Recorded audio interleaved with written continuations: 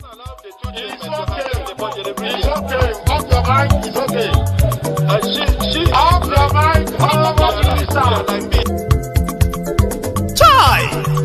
Now wow, people wey suppose talk truth to power don't off mic. And if we talk, now 500,000 they go summer us, call them hate speech. But fear not, Maiyegun don't come. Him go torchlight every corner, nooks and cranny of all these bad people where they spoil our country.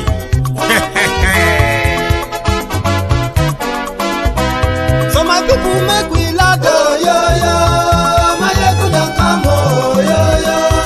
My people make we shout, oh yo yo. Maiyegun don't come, oh yo yo. Maiyegun don't come, man of the masses, oh yo yo. Maiyegun don't come, oh yo yo. Maiyegun diary Politico, oh yo yo. Maiyegun don't come, oh yo yo. This one not the off in mind, oh yo yo. Maiyegun don't come, oh yo yo. And in the touchlight every corner, oh yo yo. Maiyegun don't come, oh yo yo. Okay, some people be they holla say they want the power. Chai, them be promise us say we go get light and power. Them hustle sote they can't get the power. But now they know they do anything with the power. Every day, dollar just they get the higher power over naira. Still them talk say make we off mind. But thank God say Maiyegun don't come. So my people make you laugh, oh yo yo. Maiyegun don't come, oh yo yo. My people make we shout, oh yo yo. Maiyegun don't come, oh yo yo. Maiyegun don't come, man of the masses, oh yo yo. Maiyegun don't come, oh yo yo. Maiyegun diary Politico, oh yo yo. Maiyegun don't come, oh yo yo. This one not the off in mind, oh yo yo. Maiyegun don't come, oh yo yo. Person where they do evil, no one make person talk. Them say that Maiyegun, that man too they talk. He too they talk. Say Maiyegun diary, he they hot like pepper. But every day, then they take money in bulk. Woman picking, they the street they hawk. Still them talk say, make we no talk. But thank God say, Maiyegun don't come. So my people make you laugh, oh yo yo. Maiyegun don't come, oh yo yo. My people make you shout, oh yo yo.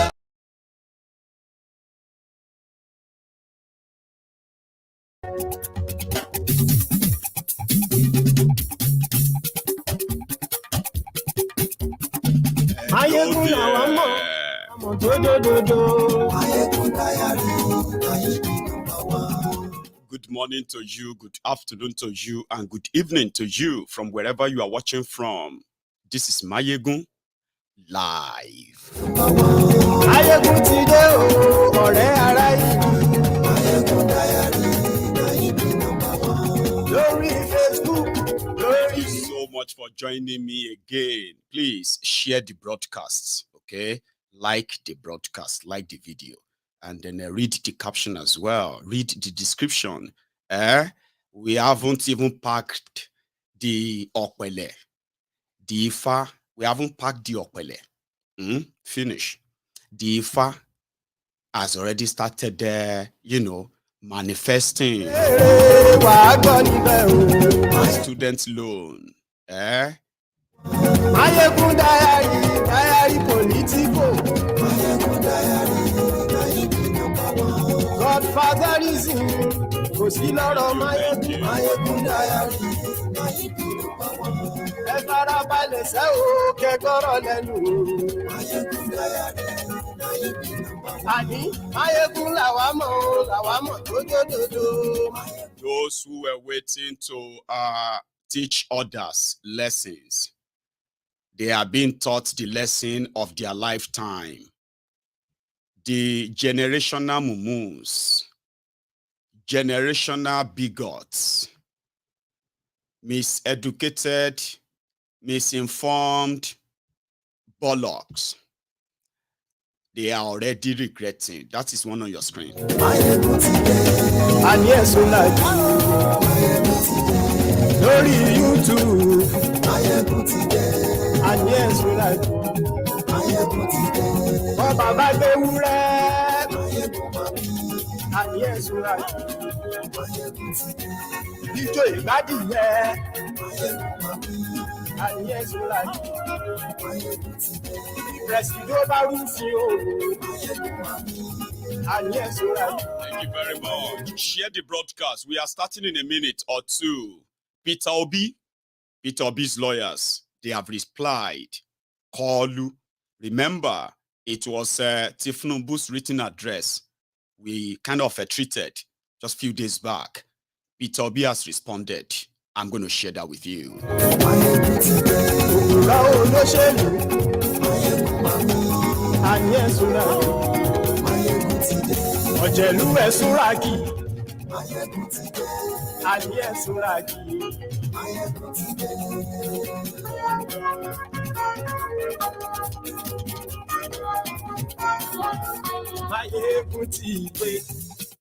Motide, Kolu, introduce me. Ó ti dójú ẹsẹ̀. Ó ti dójú ẹsẹ̀. Ó ti dójú ẹsẹ̀. Ó ti dójú ẹsẹ̀. Ó ti dójú ẹsẹ̀. We may be hungry, but we can manage our hunger. We may be hungry, but we can. We may be hungry, but we can manage our hunger. We may be.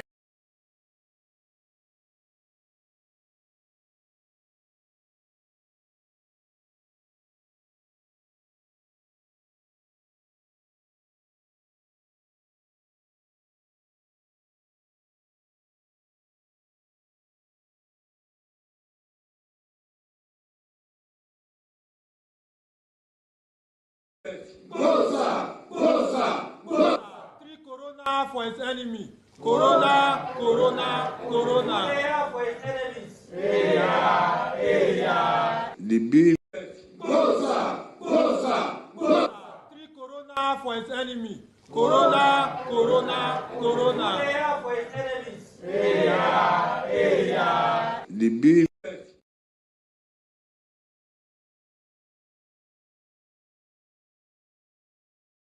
Good enough they are showing up at the early stage.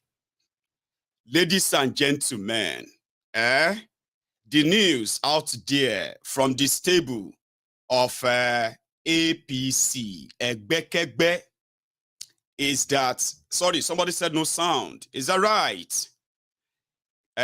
Audio, sound, tell me. I'm going to check that just before we kind of delve into it. Okay? Give me a sec. And if yours is acting up, please, Okay, is it back?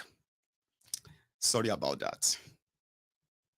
Let's wait for others to catch up, because a lot of people are still going to be writing, no sound, no sound.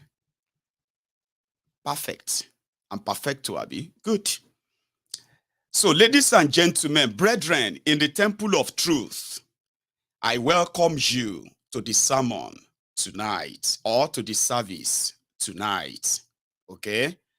Just a few days ago, when Kolu that did not promise you anything, it didn't promise you anything, for real. A lot of the things he said, they were just pretty much like, jives, loose talk, and all that. You can't hold him to anything. So when they came in, without considering the effect of what they were about to do, especially Kolu, he removed subsidy. Meanwhile, the same him once said, let the poor breathe. I want to use this to check the audio again. Listen. Let the poor breathe. Don't suffocate them. We have that responsibility. And as I will always remind you, I will never stop reminding you this. Anything that comes out of the mouth of anybody associated with APC, Egbekegbe, is pure lie. It's APC, this APC, Egbekegbe, that actually puts credibility to the saying that You can use propaganda to win election. You cannot use propaganda to rule a country. You can't run a country with propaganda. Now, the chronic lies that these people are so accustomed to has gotten so bad that it has led to a terrible mental disorder that they are believing their own lies too. So whatever is going on in Nigeria, these guys are living in an alternative world. And that is why they are more violent. They are more aggressive because they are so deceitful. Nothing that comes out of their mouth should be believed. Because you see, running a country is beyond just talk. I order. I order you. I have ordered. That's not how to run a country. You don't order without substance to back it up. You must have something to back whatever you are ordering. But in Nigeria, it's all bullshit. So I studied them very well. And that is why on MaiyegunsDiary Politico, I don't care which side you belong to, but I can always remind you how much of the policy of these criminals can affect, change your life, destroy your business, ruin your family, ruin everything you hold dear. And you wouldn't even know that you are bringing that upon yourself for standing up or defending them for any reason. That's what I do. I do that very well on this platform. I don't care which side you belong to. You will sit down there watching me and you begin to picture where is Nigeria injustice is affecting you or has affected you or is currently affecting you. I will make you see through that. And when you want to see through all of that, you won't be able, you won't need all this, your political lenses, religious lenses. It's a moment that you actually have to tell yourself the truth and say, well, it's true, Sha. That's what I do. And when it comes to APC, the litmus test, the real laboratory, the laboratory to test run the horrible system they have put in place in Nigeria, and they will continue to sustain as long as a lot of you believe what they say to you. One single policy destroy the lives of millions. One single policy laced with corruption will destroy tens of thousands of businesses, right? Jobs, millions of jobs. Just policies that only are centered around just a few number of people for their own benefit and to the detriment of millions of people. That's what they do.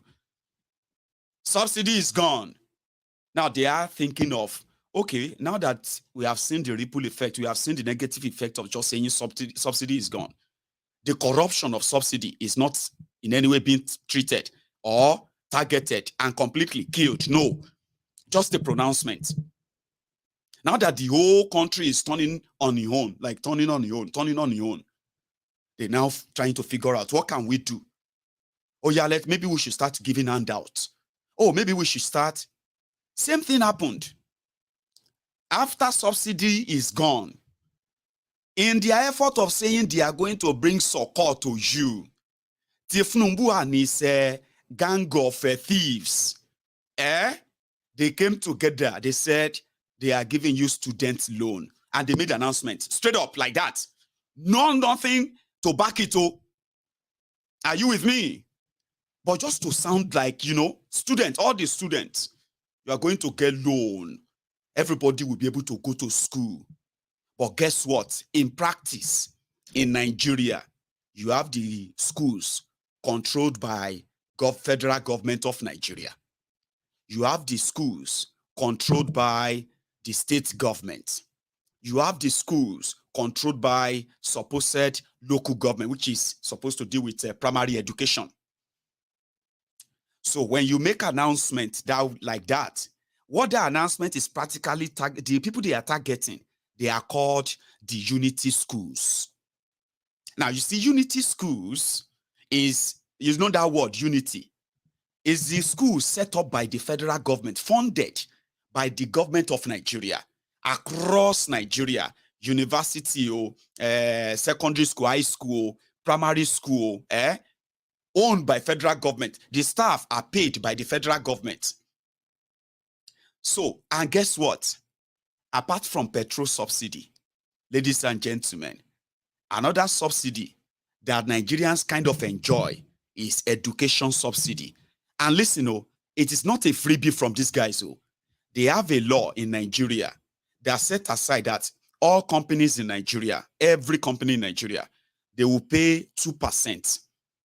2% of their profits to the government of Nigeria, and it is called education tax. This money has never been accounted for, ever. Now, this is what should have gone into funding education. Then the government of Nigeria will now add their own budget money to it.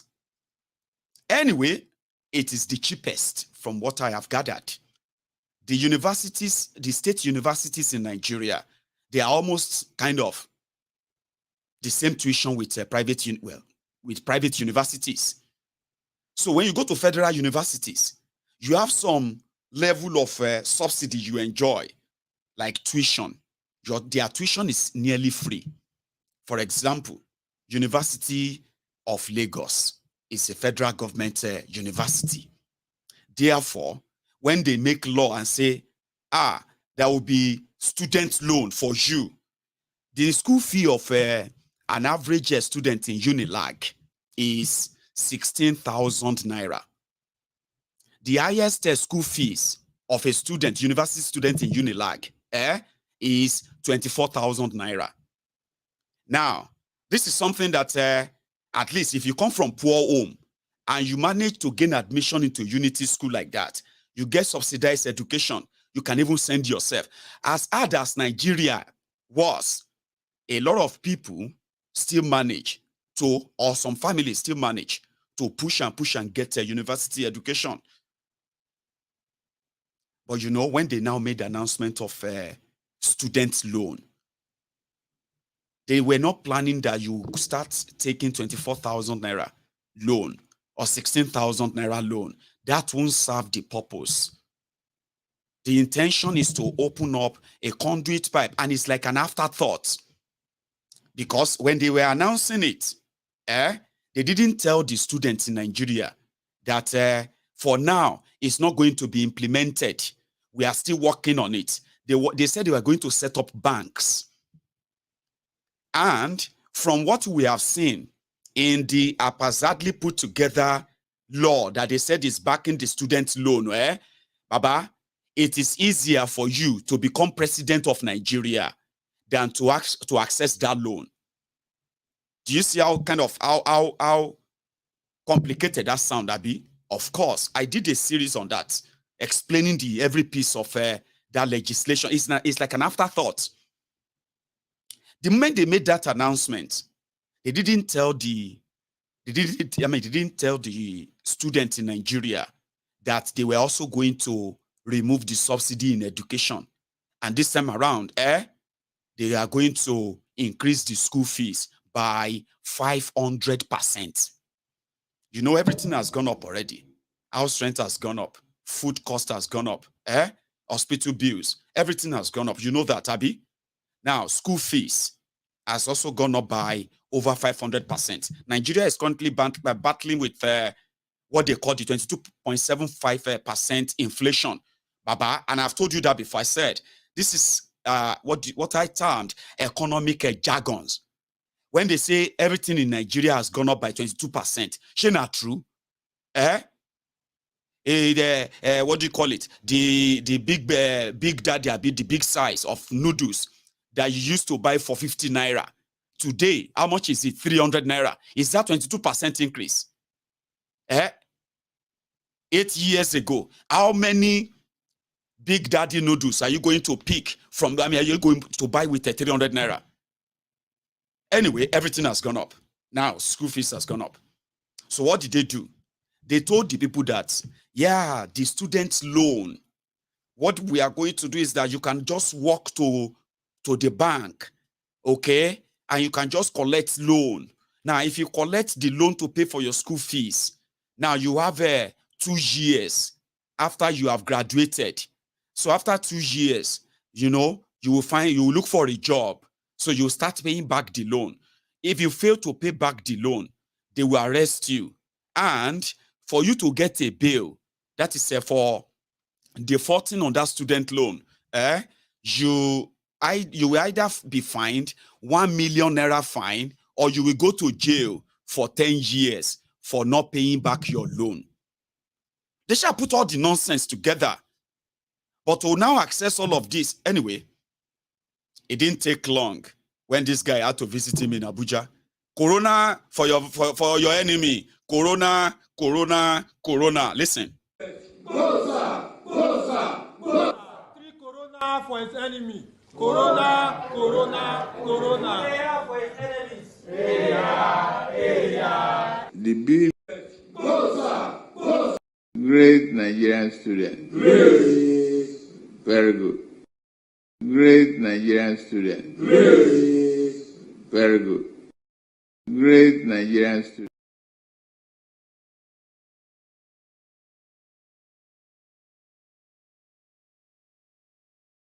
Sorry, I think the audio is acting up again, right? Don't worry. I know why, but I can manage it. I can get on with it, right? Great Nigeria student. Great. Very good. So, yesterday, after announcing the student loan, people like us sounded like, you are just enemy. Why are you just negative? Give him time, he knows what he's doing. Now everybody can go and borrow money and go to school. Sure you get. Then he announced that they will give them 80,000 naira. So when they announced, hang on. When people started kind of exposing the fraud called student loan, they now came out and said, hey, hang on. People are trying to misunderstand what the president is saying. What President Kolu was saying is that this student loan, we are going to set up a bank. That bank is going to be called Education Bank. Now that Education Bank, we are going to set up a board, and they are going to open branches everywhere. So if you want to, now we are going to take 1% of the money we make from crude oil. Every time we sell crude oil, we'll take 1% of the money and we'll put it inside that bank so that you can go there and borrow money. Something that didn't make any sense. Here you get. Because in Nigeria, even as shabby as they are, right? In Nigeria, every money that they make in Nigeria, one single organ cannot just dictate what to use the money for. You can dictate what you want to use your own money for when they share the money. That's how they do it in Nigeria. But Kolu announced that he would deduct 1% from the money from crude oil. You know, that one sounds good. Like, that's a good idea. If they can dedicate 1% and put it in a bank that Kolu, hey, any open bank, Oyenusi open bank, you go there, go register, say you want open account. And you believe, say, you actually find money inside. Kolu, really? Anyway, they said they will open banks. So you will go to your faculty in your school and you go and pick a form and you fill the form. So once they certify that your application is approved and there is money, that is when they will now give you the money for your school fees. In Nigeria, and you know Nigeria very well, Abi. You know, Abi. When you begin to use 100,000 naira to bribe people, because you want to take a loan of 250,000, because they will tell you there is a way you don't have to pay back. They do one, they don't just collect the money. If you give me 100,000, I will do it for you. I'll process your application. They will pay you. Forget about guarantor. We'll get you all the guarantor. Sure you get. But if I pay you 100,000, the remaining won't pay my school fees. Then I'm going to need to pay everything back. My friend, forget the job, pay waiting back. Short anyone. You don't go pay anything back. Don't worry. Now this Nigeria, you think say you go pay back. You know, all of that one framed into it. So you believe Kolu will open bank, put money inside, and they go give you the money. They will give you the money. Just like that. Anyway, they came back to come and do shalaye. on the student loan. And they said it will start in September. Omo Yami, Chongbo, July Lawai. This is July. In another 2 months, you are going to be in September. Are you with me?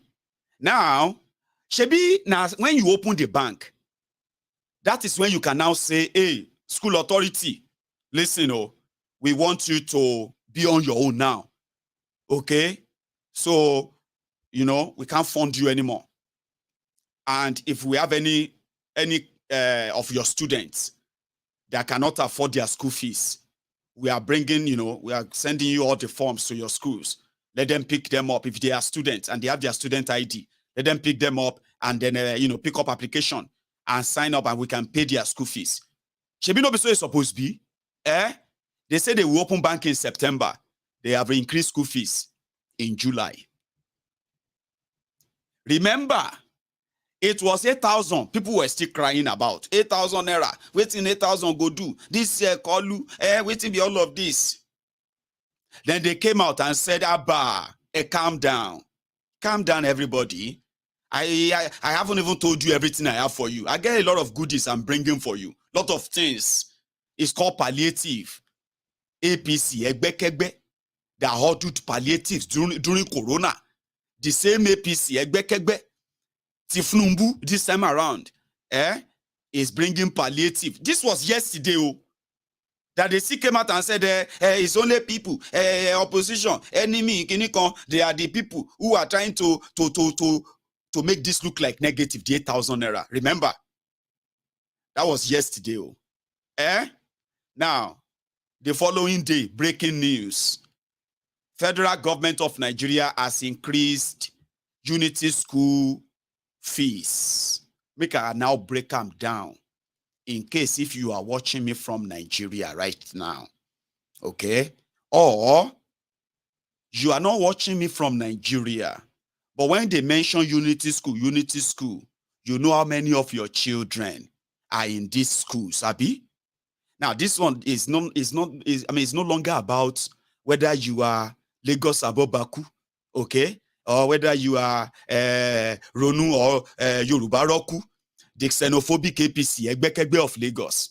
It doesn't matter now. This is a matter of you now, life and death. So, here you get. So, listen to me very well.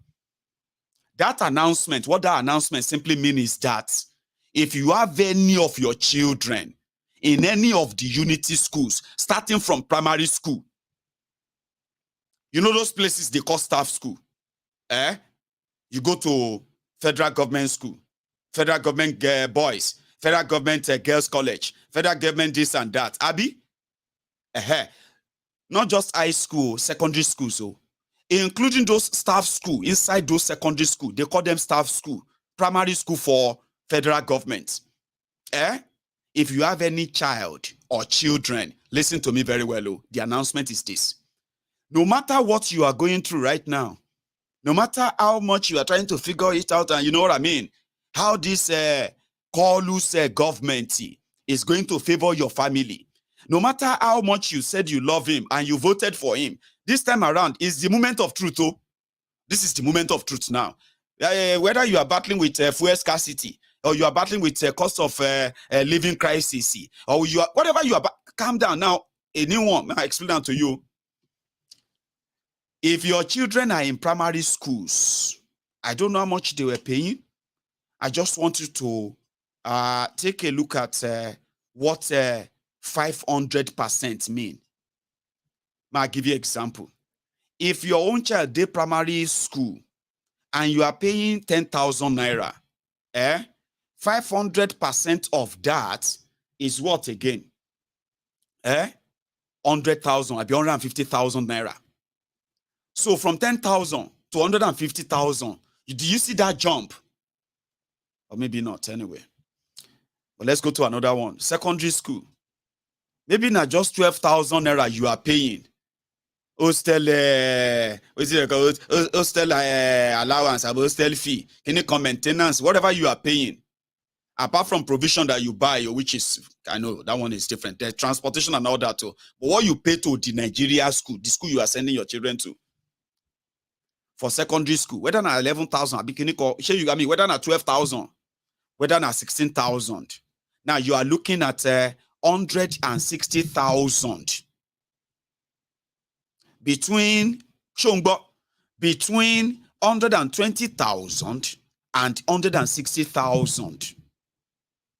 If you now have any child in the university, federal government, you know how much you are paying, I can use the UNILAG as the example. If your own child is attending University of Ibadan, Olabizi Odobanjo University, and all these other ones that have been kind of owned by the federal government, whatever you are paying, no, Olabizi Odobanjo is not. Anyway. So, UNILAG, Uni Abuja, UNN, where else again? UNIMAID, and then where else again? All those places. Anyway, UNILAG, they said some of them were paying as low as 16,000 naira to the government of Nigeria, to their school, owned by government of Nigeria.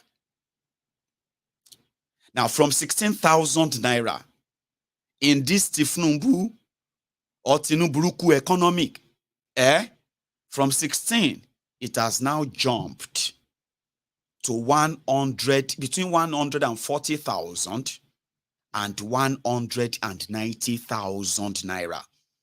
If your school fees was 24,000 in UNILAG, from what we have now, from what they have announced, 120% increase or so is taking you now to over 190,000 naira. And if you are living, some people are saying that if you are living within the school, maybe this is the money. This one is for those who are living, who manage to get hostel in school.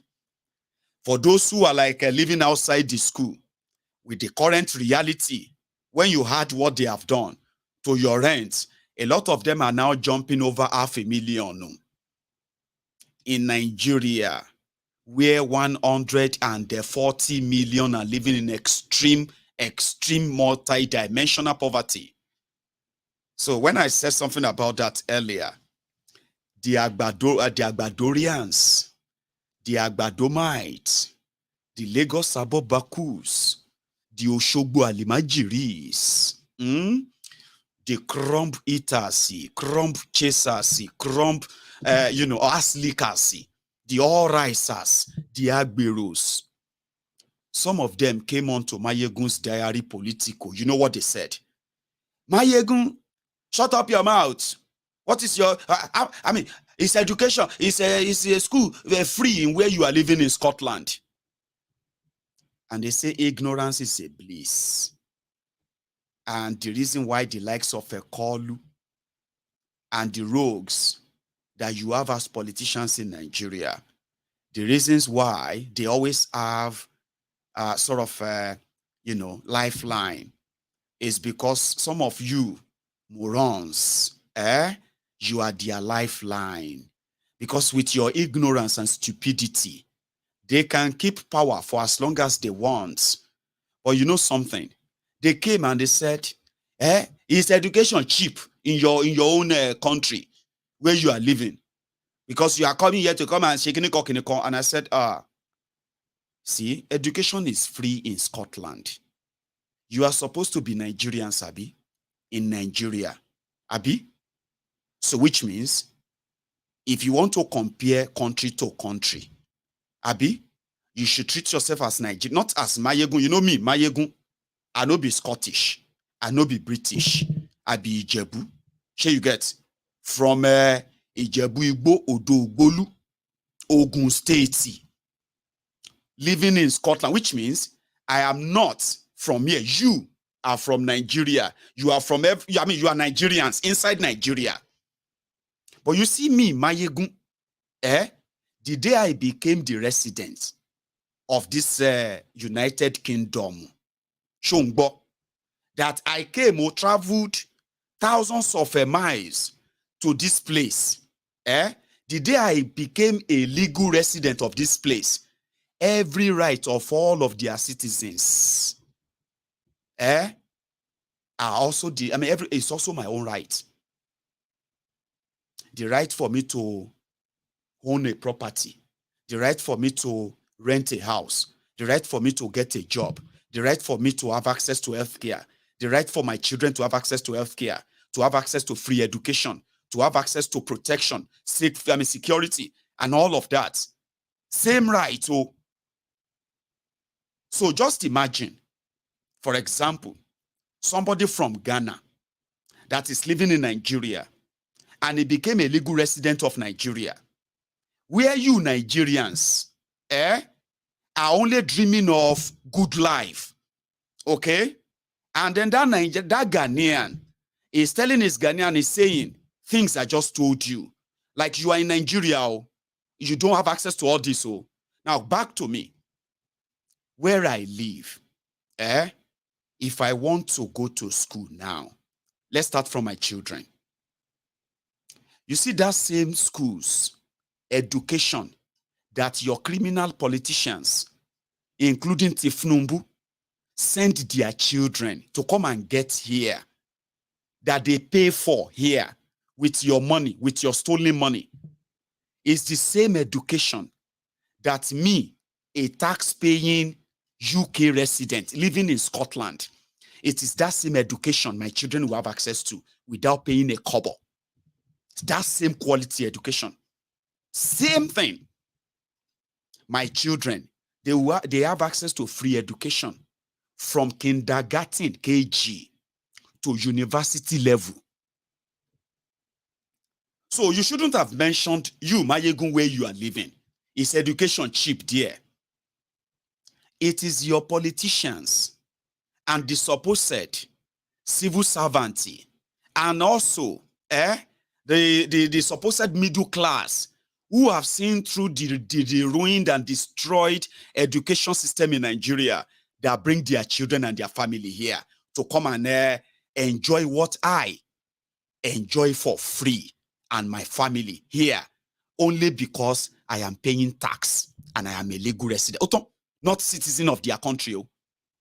You that they born you in Nigeria, you grew up in Nigeria, then born your papa, your mama in Nigeria, your papa and your mama, their own papa and their mama, they born them in Nigeria, they raised them in Nigeria, they are full-blooded Nigerians.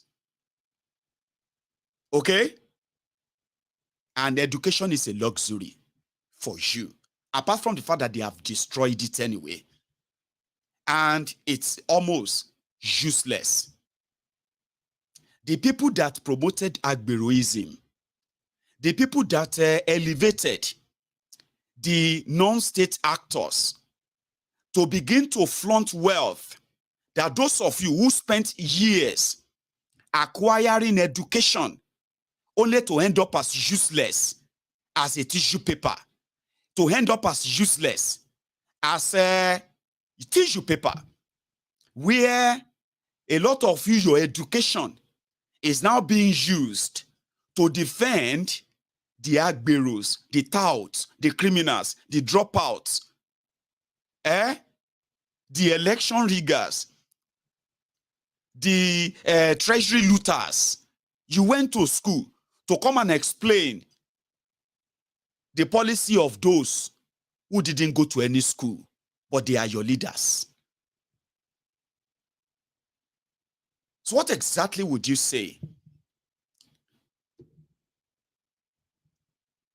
brought about that comparison, so to say? I can access any level of education where I live. When you go to university here in Scotland, you also have a chance to also start collecting student support allowance. This is an amount of money that if you are from Nigeria, when they pay you to go to school, called maintenance money, she school no go sweet you.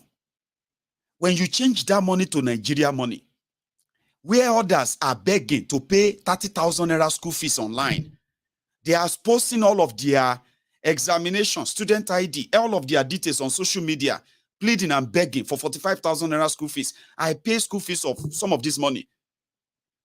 A lot of them come to me and I'm like, 45,000 naira. So because of 45,000 naira, they won't let you do your exam, sit for your examination. Maiyegun, they won't. 45,000 naira. How much is the school fees? 100,000 naira. How much is the school fees? Warrant. I would be like, these are money that when you convert them to pound sterling, just be like, somebody is going to actually like not get education because of 40 pounds, because of 80 pounds. Like, what kind of life is that? Meanwhile, you see, where I live, if you are Scottish, British here, and you are taking up any course, you have it. It's there. The grants are there. Everything is there. Just apply and you start taking them.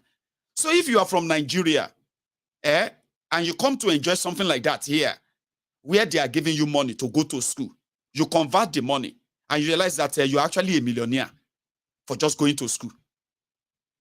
There are other benefits too. For being a student alone, even if you are not from Scotland, if you're not British, for being a student in this country, you are exempted from some certain money.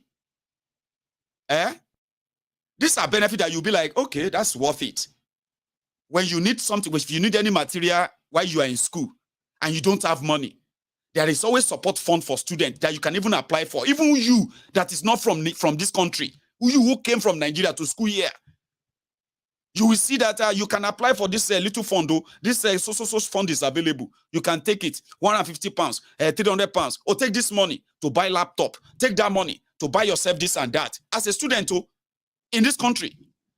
And all you needed is just to show that you are a student of this school. That's all. And that's what we said that I think that's what they promised you, Abi.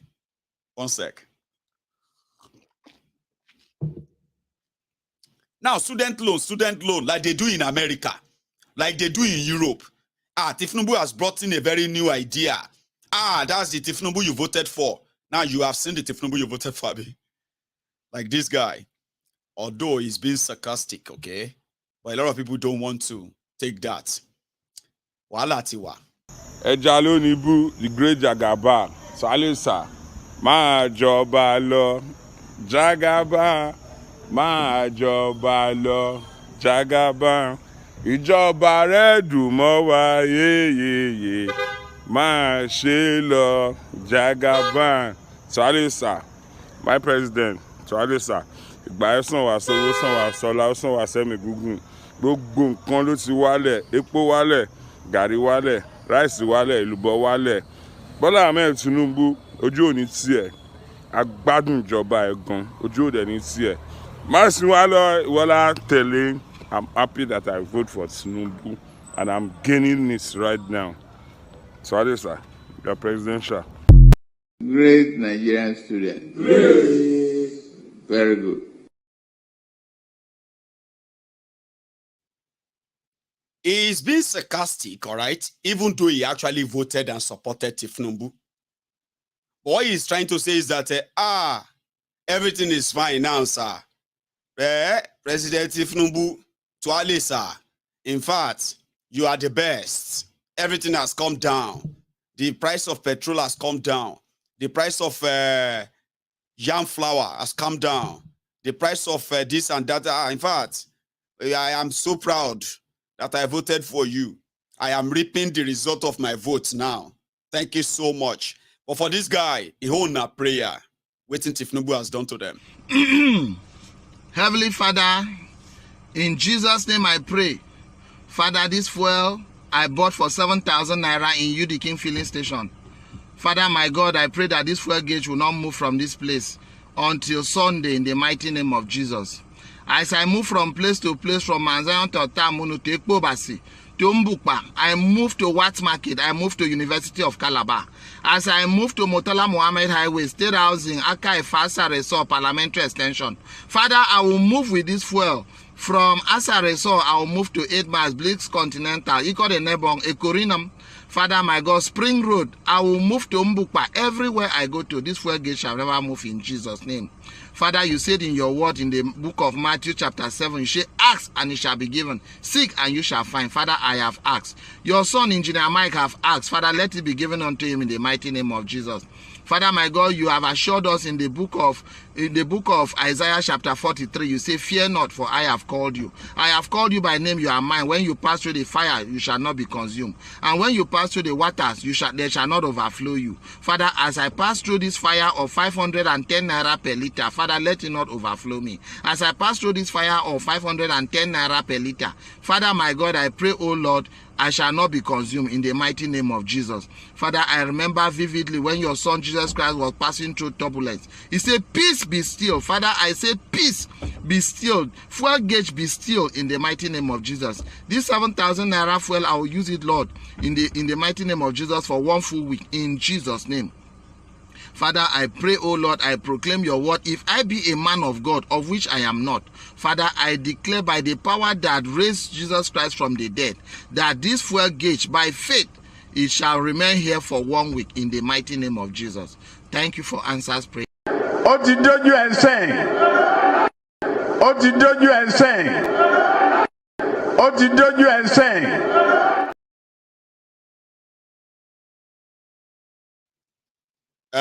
It is a serious issue now. And you know Nigerians, everything, they will just try and make them kind of make a light of it, of it. You know, like, when situation has gotten to a stage that you just be like, man. So what people tell themselves in Nigeria right now is that the situation has gone so bad that if your situation get to a stage that you don't have money to buy data, baba, that you should just try and get money to buy data and be on social media so that you can see things that will take your mind away. Or if your situation got to a stage that you don't sell your phone. I was with my friend today and I said, Baba, a lot of people are going to go missing on social media in this coming in this coming months. When the Tinubu agenda enter your body very well, all of you, when everybody they feel up, when you they sweat inside their cold. I said a lot of people will disappear on social media. People will think maybe they were just busy. A lot of you watching me from Nigeria, I don't wish that on you, especially, you Agbadorians, because it's not a good thing. You are going to leave social media for months. Because the situation will get to a stage that nobody say you will not even have money to buy data. Are you with me? That particular phone where you they buy data on, you go sell them, put your SIM inside pocket. Every time you want to call somebody to tell them that you are still alive, you borrow somebody's phone, put your SIM inside and call 2 people and say hello or flash them. So when they get you, thank God. Oh my God, thank God. You are still alive. I thought they kidnapped you. I've been calling you for the past 1 month. No, they don't kidnap me. I mean, kidnap myself. I kidnapped myself and I have my SIM card. Just so you know that I'm still alive. Don't call me back. I'll call you. So, but what happened now? What happened to you now? Legs, kilo happen, kilo shele. Are you depressed? Are you suicidal? So no, depressing because it's the stage here. I saw the phone when Onga won't kill me. Say, okay. You will see some of them. You won't see them on social media in this coming months. Later, they survive. You come back again. And maybe when you come back, just come back and start promoting your criminal Tinubu. Anyway, talking about FAQ, a lot of them are currently feeling like they deceived them.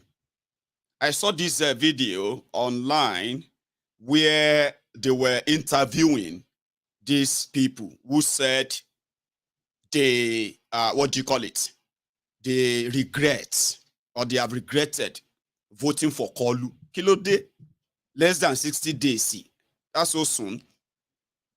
She make her tell you something. Even though I keep telling you that if their court get any shock for all of us, now for their court to disqualify Kolu and Shitty Man, arrest 2 of them, okay? Put them inside Aganambo from Abuja straight to Babish in Lagos. Here you get now. Then display them there for days, and after that, just take them away and put them somewhere for the crime they committed against Nigeria, the coup they committed, and others. But we all know that they won't do that. I don't mean to hurt you. Here you get. 2 months, just 2 months. Even if no people they cry. And they themselves are asking that make the tribunal should do something. Tribunal should remove this man. No, I saw the video. People who voted for Tifnumbu. They're asking that tribunal should remove him. But like I said, I don't mean to hurt your feeling, okay? But Shemik can tell you waiting there inside me. The tribunal is not going to remove Tifnumbu. Now waiting there inside me, and they tell you, being honest. I just want to be honest. And all of you who are thinking these 2 months, the shege you have seen, the shege bansa that you have experienced, in fact, you don't want again. You don't want renewed hope anymore. I've seen people who have said they don't want renewed hope anymore. Ninu 2 months. I'll tell you the truth. Odumejo, 8 years BT Bokuwari is what you should be preparing for. Asarailu is only Asarailu. If Asarailu happen, the person that will come after Kolu, it will come be like Kolu times 4. Say Kolu na Bokuwari Pro Max. And Kolu is just unveiling. They bring them to you. Bash by bash, yabi. If Asarailu knock at the door and say, Kolu, follow me. Remember that now Osama bin Laden go be next. Adet, some of you who felt like you have left Nigeristan, you haven't to. You are just vacationing in Iran. Man, no lie you, but in Shirano. Again, to explain for you. 2 months, you are lamenting. You are make this thing go away. Make this thing. We don't want a hopeless renewed hope anymore. 8 years you should be preparing. 8 years. Because from my own experience, bad people know they die anyhow. And most of the time, it will come be like say God self know they listen. So if you now come believe say, if the court fail to remove him, what if death remove him? Death is Asarailu. For those of us who went to Elekeu, death is Asarailu. Even if you are hoping that if Almighty God, Baba, by the time Asarailu pick Kolu,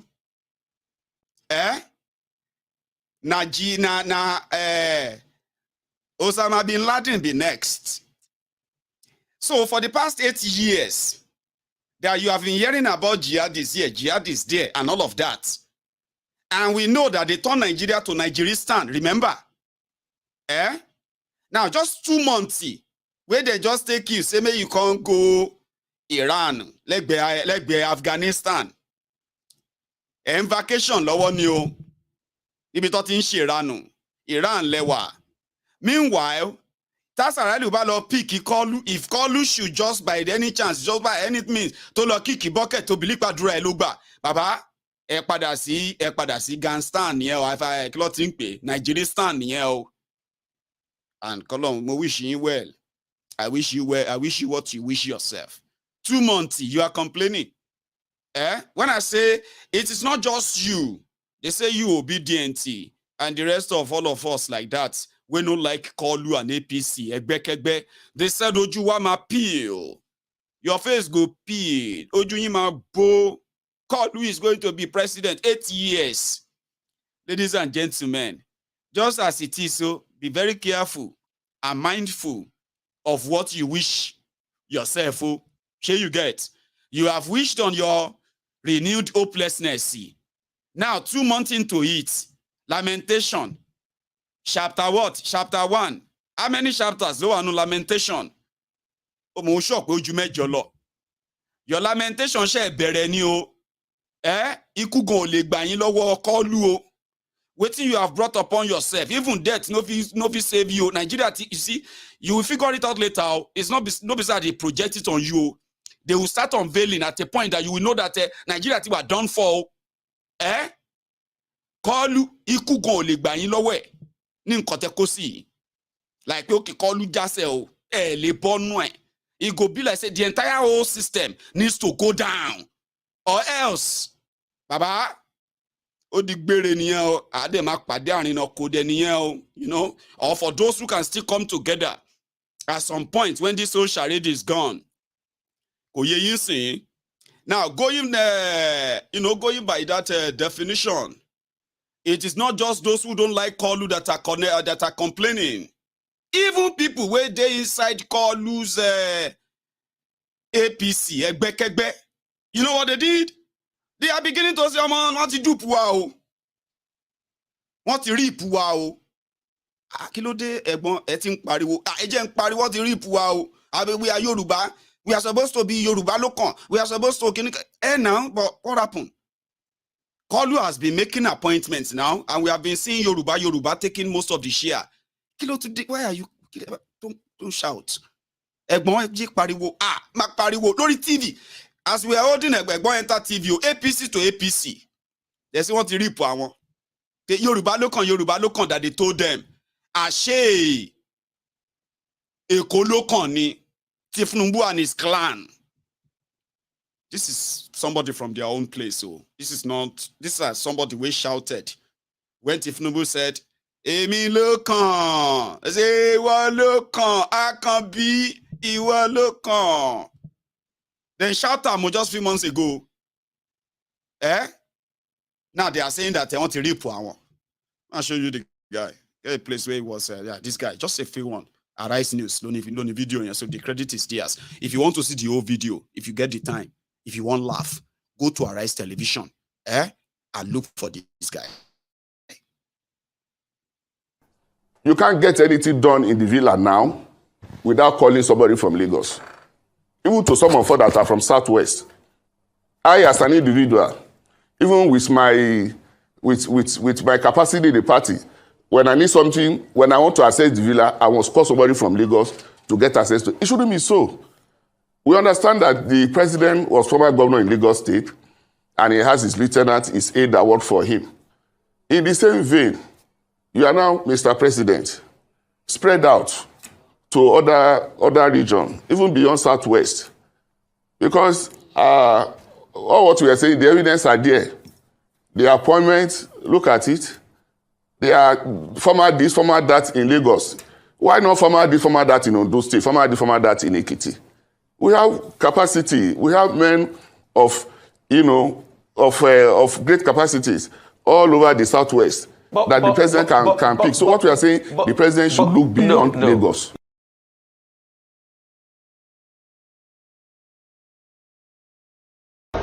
What shall I say unto the Lord? Yes, Lord. All I have to say, Thank you, Lord. what shall I say? Thank you,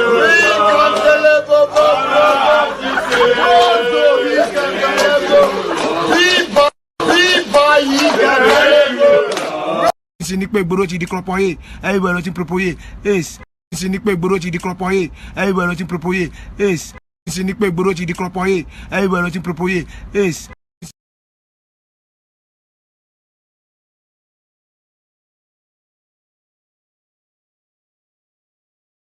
reason why my voice seems to kind of be off few seconds after my video stop is because you see this small laptop I'm using, right? Sometimes it feels kind of like jammed, like kind of too overloaded.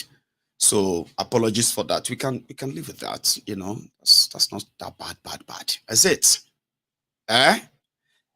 So within themselves, they are believing that Tinubu is also looking at faces. Others are saying that well, the president is going to appoint because you know Tinubu is going to appoint in total. I'll give you an idea in case if you don't know. What make the press idiots of Nigeria or the wastage that they have created. Most of the appointments you'll be hearing is minister, personal PA, SA, liaison, all those ones you'll be hearing, Abi. Do you know that the president of Nigeria will make more than 30,000 appointments? You heard me right. Not 30,000 though. Not 13,000 though. 30,000. Overall. Board appointment. Like all across Nigeria. Those are the way to pay back the political associates who helped him to win election or rig election. See, I know that too. That's why I was very clear that, I know that you didn't, nobody voted for Tinubu to be president. He didn't win that election. It's obvious. Sure, you get. But like I said, you are stuck with him. The court is not going to stop him. Okay? And like I said, maybe I shouldn't even be repeating it. When I keep repeating it, it just makes it feel like there was the point of us waiting for the court. You are the one waiting for the court, Abi. All of us, Abi. But whatever is going to happen is already written. It's already written. I just want to see how angry or what's going to be the post-tribunal Supreme Court judgment before I can then probably, and I don't want to say I told you so. Sometimes, once in a while, in my conviction, I like kind of to be honest, truthful, right? Like, it's not you, okay? It's them. You think they'll probably do something right for the first time. And I am saying it to you that they've never done anything right. If they make a mistake of doing anything that seems to be right, they will correct it immediately and fix it. So anyway, let's leave it at that. So everybody is kind of, for those who are wrangling, complaining, they will tell them to wait. You see that one that went on TV? They will tell him to wait. He go reach him. Now when he no reach him after 2 years, now then go opposition because they tell you how much, and there are many like that. Sure you get. So Nigeria politics is the highest employer of the unemployable human beings ever. Shemeka explained that one. If you are going to go, if you are looking for a job, okay, and you want to apply for that job, at first, you probably will see yourself that you have some capacity to do the job. Abi? Maybe through your own qualification and other things that you probably will tell yourself and say, I can do that job. Then you pick up the application form. So you go for the interview. You show them that you can do the job. And if you don't do the job, you get sacked. Sure you get. So you see that mentality and all that. That is what you would do in the normal way, normal life. But in Nigeria, when people start their, you see businesses, multi-billion dollars worth of businesses in Nigeria. When they want to hire their chief executives or the people that are going to man important, structure of that entity, that business, they hire professionals, experienced professionals. That is, and for one reason only, for profit only, for service and profit, Abi. So if somebody is there, and is kind of taking them to the gutters or taking them to the rabbit hole of God knows. So it will be the job of the board to quickly come together and do something. Now you see the seriousness in how people hire people to work for them. A lot of you have businesses, okay? Before you hire a driver, it must be somebody that you know that has a driver license, must have passed his driving test. It must probably, some of you will be like, you would like experienced drivers too. Somebody who has experience, who has driven cars for a long time as part of the qualification, because you wanted to be sure that you don't want to give your car to a to a carpenter who says he's a driver, okay, and then crash you and possibly kill you. See how serious we are with things that we really value in our different lives. But when it comes to the public office, the politicians and the rest of them, the relic of the society, people who have failed in their lives, they are those who are always qualified to run for offices in Nigeria, mostly. I'm talking about criminals, career criminals, the men of the underworld. They call themselves, doctors, but they've never practiced medicine. They will call themselves engineers, but they've never built anything. They will call themselves a professor, right? But they've never actually discovered anything. They will call, nothing. They've never done anything per se, other than newspaper, cut-out interviews, articles that they will trace to themselves and say, I wrote that one. I criticize Abacha. I criticize Kinikon. I wrote this in this. Those are their own curriculum vitae, their CV, the worst of the worst, the dredge. As long as they can bring in whether blood money, dark money, drug money, it doesn't matter. There are those who are now like, who now infiltrated and, saturated the public space. There are those who are now making laws. Unfortunately, these are men and women who have never really created wealth. I'm talking about failed people, remember? And politics is their way. It's the only rescue thing they have left. Public office. And they are those who now make laws, design policies for businesses and businesses in their country. So when they bring policies here and there, they kill businesses because all they are after is just to grab and take anything they can get. They have no idea of how to create wealth. Their own way of creating wealth is that whatever they can get and how much of that they can take for themselves. These are the criminals who control the public office. There is no level of law that you can't find among them. Patriotism, none. Loyalty, nothing. Loyalty to country, they have none. Patriotism to country, they have none. Love for country, they have none. Because remember, they are the dredge. Unfortunately, they eventually contaminated those who thought they have their life sorted. Oh, politics is dirty. I don't want to be part of politics. I have my life. I have my business. I have my family. I can go abroad anytime I want. And now, in a space of 8 years, some of them have now dolushi. They have now turned to poor people. There are a lot of people who usually, their lives were like moderate. They are fine. They don't be involved in politics. What's it concerned them with politics? They are doing their businesses. Now, one day they woke up, everything was gone. One policy from the criminals would never create it because they will just tell you. They don't understand the impact or implication of anything they say. They just say them. And according to them, we have declared the government is trying to, they have no idea of anything.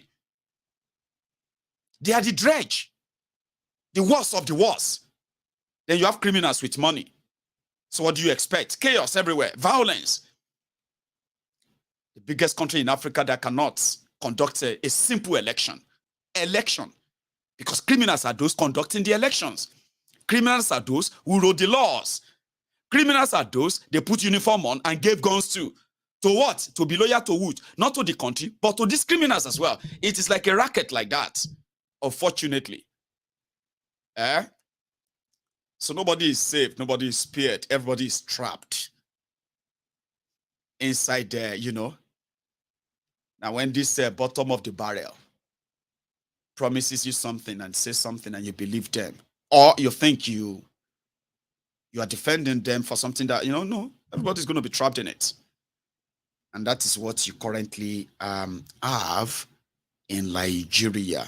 And because it is not just about Tinubu anymore, when I tell you that even with all the available evidence, a lot of you are witnesses yourselves. A lot of you participated in the charade. If they begin to call you one by one, you have a lot to say, even on your own, from your own experience. You are witnesses. But you got to their court. The day that Mahmoud Yakubu violated the Nigeria law, your Nigeria law, and it damned the consequences that there's nothing 200 million people can do about it. You are running a charade. The numbers are not adding up. The law allows you to take your time, sort it. Okay? And if nobody meets the constitutional requirement as the INEC, you can conduct a rerun, okay? Sorry, a runoff. And that runoff, you will be the one to determine who and who will participate in the runoff. The law allows you that. You don't have to rush and declare a winner so that everybody can go to court. Okay? So you should conduct a runoff. And by the end of the first runoff, you would have had somebody with a clear lead. There's a different rule for runoff. There's a different rule for the general election. And if the thing leads to a runoff that they don't have clear winner to avoid this court embarrassment, Abi, the law allows the INEC to what? Hold on. Ascertain every number, every vote. Where do you know that they didn't hold the election? Clear everything, and take your time. So if you don't have any clear winner, declare for a runoff. Okay? The law allows you to do that.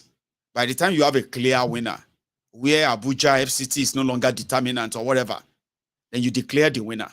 Whoever is not satisfied with that can then go to Kotabi.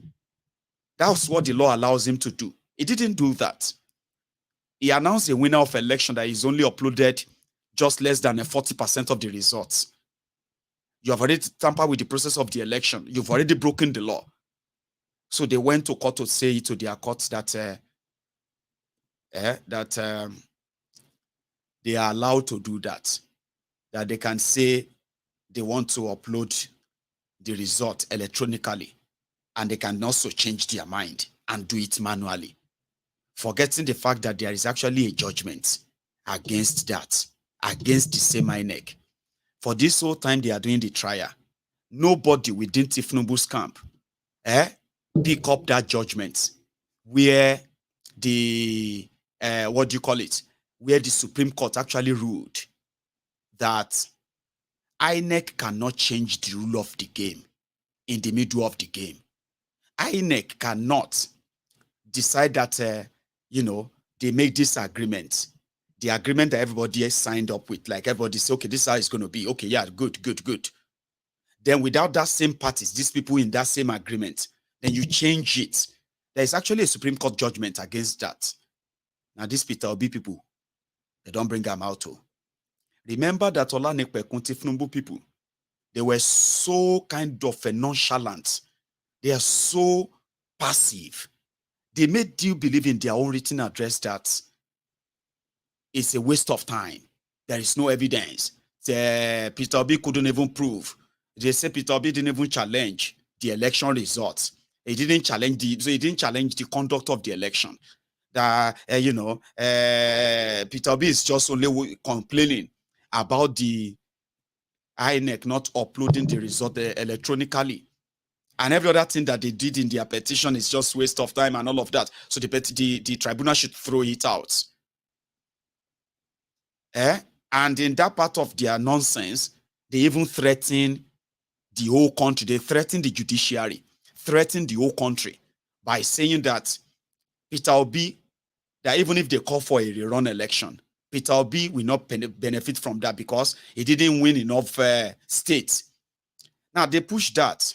They say he only won in 16 states. He only won he only had 25% in 16 states. Tinubu had in 29 states and Abuja and all this nonsense. Abuja doesn't matter. They told you. Baba, the Bangkok we don't land though. A well-articulated, detailed response to that Olanekpekun or Ironepekun's written address for Tinubu. Remember what I told you the last time, that if I am not a lawyer yet, or if you read through that, you will believe that Tinubu is not, Tinubu, Shetima, APC, INEC, they are not interested in actually defending or kind of debunking any evidence of rigging or any evidence against Tinubu. They are not interested. They didn't do anything to defend Tinubu. They just did something you can call the normal the normalities rather. Let's pretend that we attended a trial, but at the end of the day, the whole institution is in our pockets. So there's no point in wasting our time. So the tribunal is going to throw the whole thing out. That's exactly how they responded. They called just one single witness. One single witness for INEC. One single witness standing for APC, Shitima, and Tifnumbu. One person is their witness. It was like they are not serious. They are not interested. They're like, it's just waste of time. Waste of time, Jerry. We wait for the tribunal. Maybe tribunal should just say OB1 or something. Then we go to the Supreme Court. Ariwola is there. The wheelchair CJ of Nigeria, the one that is doing demo. You remember him? That old man. He's a member of APC. Some of you will be pretending that you don't know. How can you say that about the Chief Justice of Nigeria? He's a erudite, lanet, oti yawere, gomo. Ma, oh yeah, they play. Ogbo, Ariwola, erudite, this and that. The Supreme Court, what do you call it? The Chief Justice of Nigeria is a member of APC, but it's not like openly carrying his membership card. He openly endorsed the G5. Chief Justice of Nigeria. He endorsed. He was so happy with what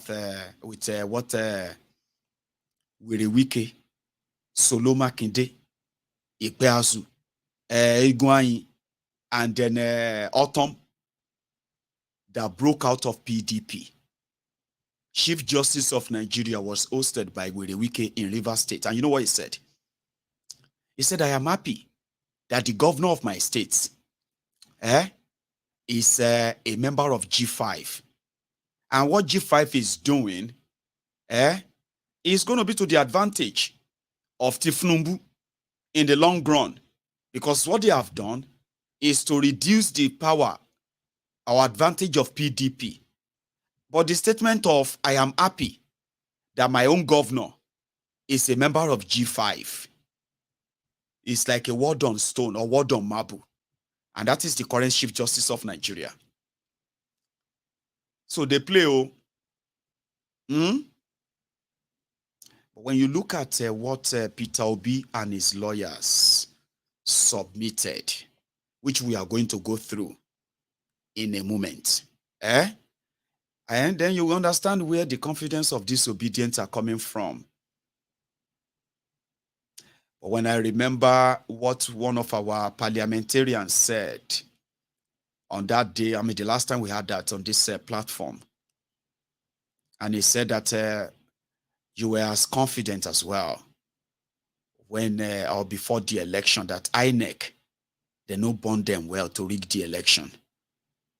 But when they did, it was like a dream. Abi, for some of you, it was like, is this actually happening? Did that just happen? Did we just get robbed? And that devastated a lot of you. So if somebody tells you that wherever you are getting that confidence from, that the evidence is boku, the court, they don't bond them well. So those who can also use the same INEC scenario, don't blame them, okay? And that is why we said that we should advise ourselves here that all of you that are expecting anything from their courts, the ideal thing is to what? Please manage your expectation. As for me, I will keep my shoulder here for you to cry on. And I will also keep my arms open for you to hug. Let me explain that again. I know that whatever INEC did, as disgraceful as you have seen it, as provocative as it has been, as much as angry, I mean, as angry as you are, well, on the day they will read the judgment, after all of this, you will be more sadder and angrier because you'll be wondering, where is logic here? Where is morality here? Where is law here? And then I will be here, Maiyegun, when that happened, to keep my shoulder for you. We can all cry together. I can cry with you and say, well, you know what? I understand. I do. I really, really do. And I feel your pain. Come here. Give me a cuddle. Okay? Come here.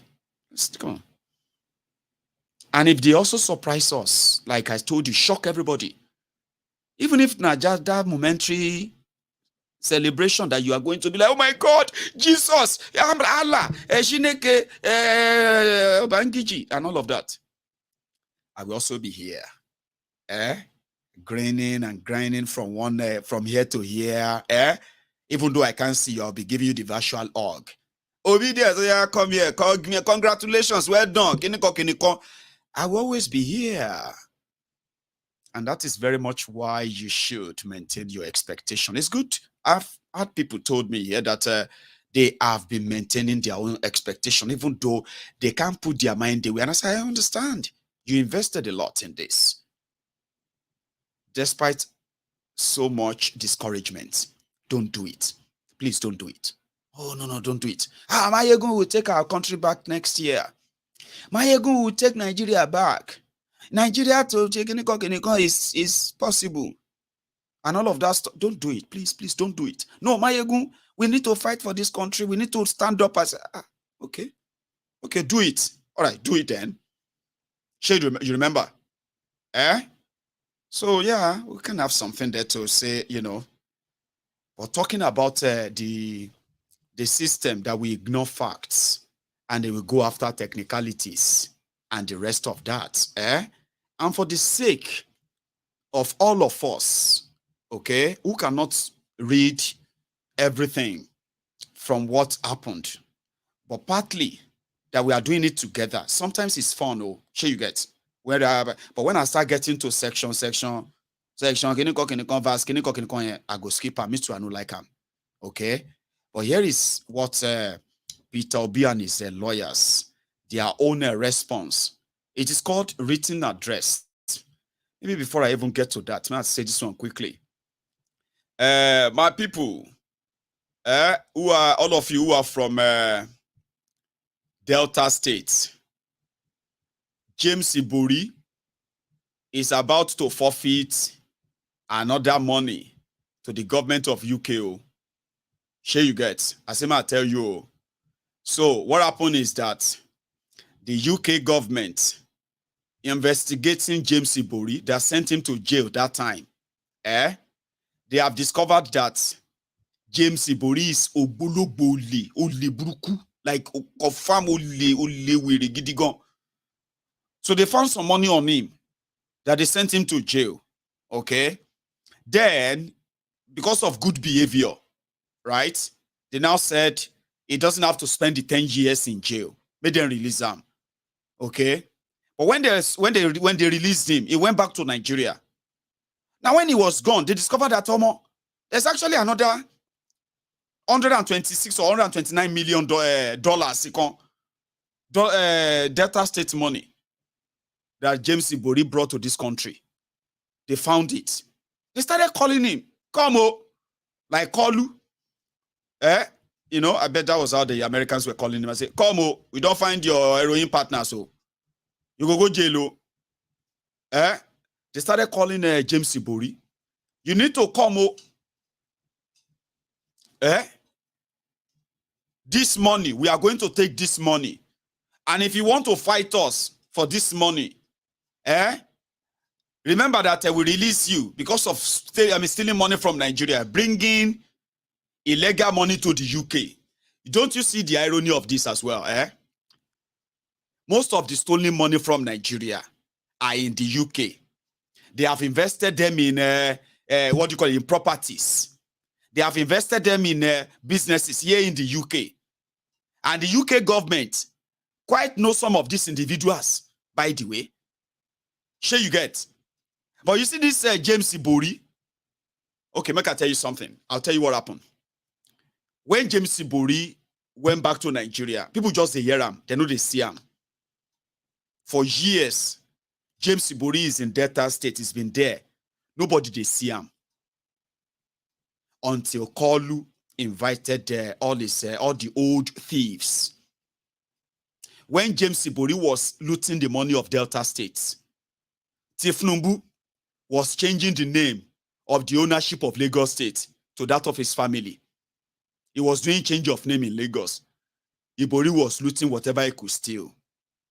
And he was bringing the money to the UK. So they were of the same era. Olongbo. They are from the same time, 1999 governors. So, suddenly, Ibori just show up in Ass Old Rock. And you know that the people of Chatham House, what do you call it? You know Chatham House now, when Kolu came to Chatham House, and Kolu be one handicap, carry them handicap by talking about a teamship when they ask him questions about what he's going to do, fight corruption, and he was talking about teamship. And he also said he will promote democracy, no rigging, no violence. Now from UK, from London, those people from Chatham House, they watch waiting they happen for Nigeria. They were like, now terrorists we hosted. Corrupt kleptomaniac la host. They didn't know that more are still going to come out of their closets, including James Ibori. Chatham House, now so then sit down, no. The UK government that took more than $200 million or pound sterling from James Ibori, money stolen from Delta State. They returned some of the money, only for them to, it's so crazy, right? When James Ibori stole Delta State money and brought it to the UK, and the UK government prosecuted him for bringing illicit money into the UK, okay? And they sent him to jail. So they took the money, confiscated the money. So they now return part of the money. When James Ibori was in prison in the UK, James Ibori was choosing the governor for them in Nigeria, in Delta States. It was James Ibori's anointed, what have you, that became the governor. Oduan, his name is Oduan, that became governor. So when the UK government that arrested him, James Ibori for looting Delta State, Oduan was keeping James Ibori's share from the continuation of looting of Delta States. When Oduan was done, now James Ibori sent the name of Okowa to be the next governor of the Delta State. He's their godfather. You get? So for Okowa to be governor, the godfather had to endorse him. So Okowa also had to assure the godfather that his money will continue steady. So James Ibori that they punished for stealing the Delta State money, and they kept him in jail, did not stop the looting, or he did not stop him from looting Delta State money. Along. That was the Don Ibori. So maybe Ibori is gone. We'll just forget him. We don't see him again. They just saw him with Pablo Escobar. Voila, these people have reconnected. Kolu, Escobar, and James Bond Ibori. Ogbojuole, Ninu Igbo Delta. Voila, they just call him. Hello, James Bondi. I didn't know James Bond Budelemakwe. I don't know. Jemisi Ibori. There is $129 million we just discovered. We want to keep that money. We're not returning the money back to Nigeria.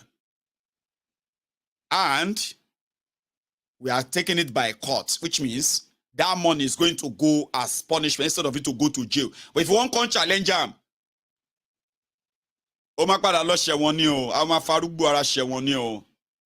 you have to say Nigeria. And if they convict you here, if you go anywhere, Interpol, I just make I tell you, in case if you don't see Ibori for Aso Rock again, you don't get the message be that too. Okay? But if you see Ibori for Aso Rock again, now you be say Ibori is just telling them that una the craze, UK, you the craze. Pablo Escobar is my friend. He forfeited $460,000 because of drug trafficking, heroin trafficking in America.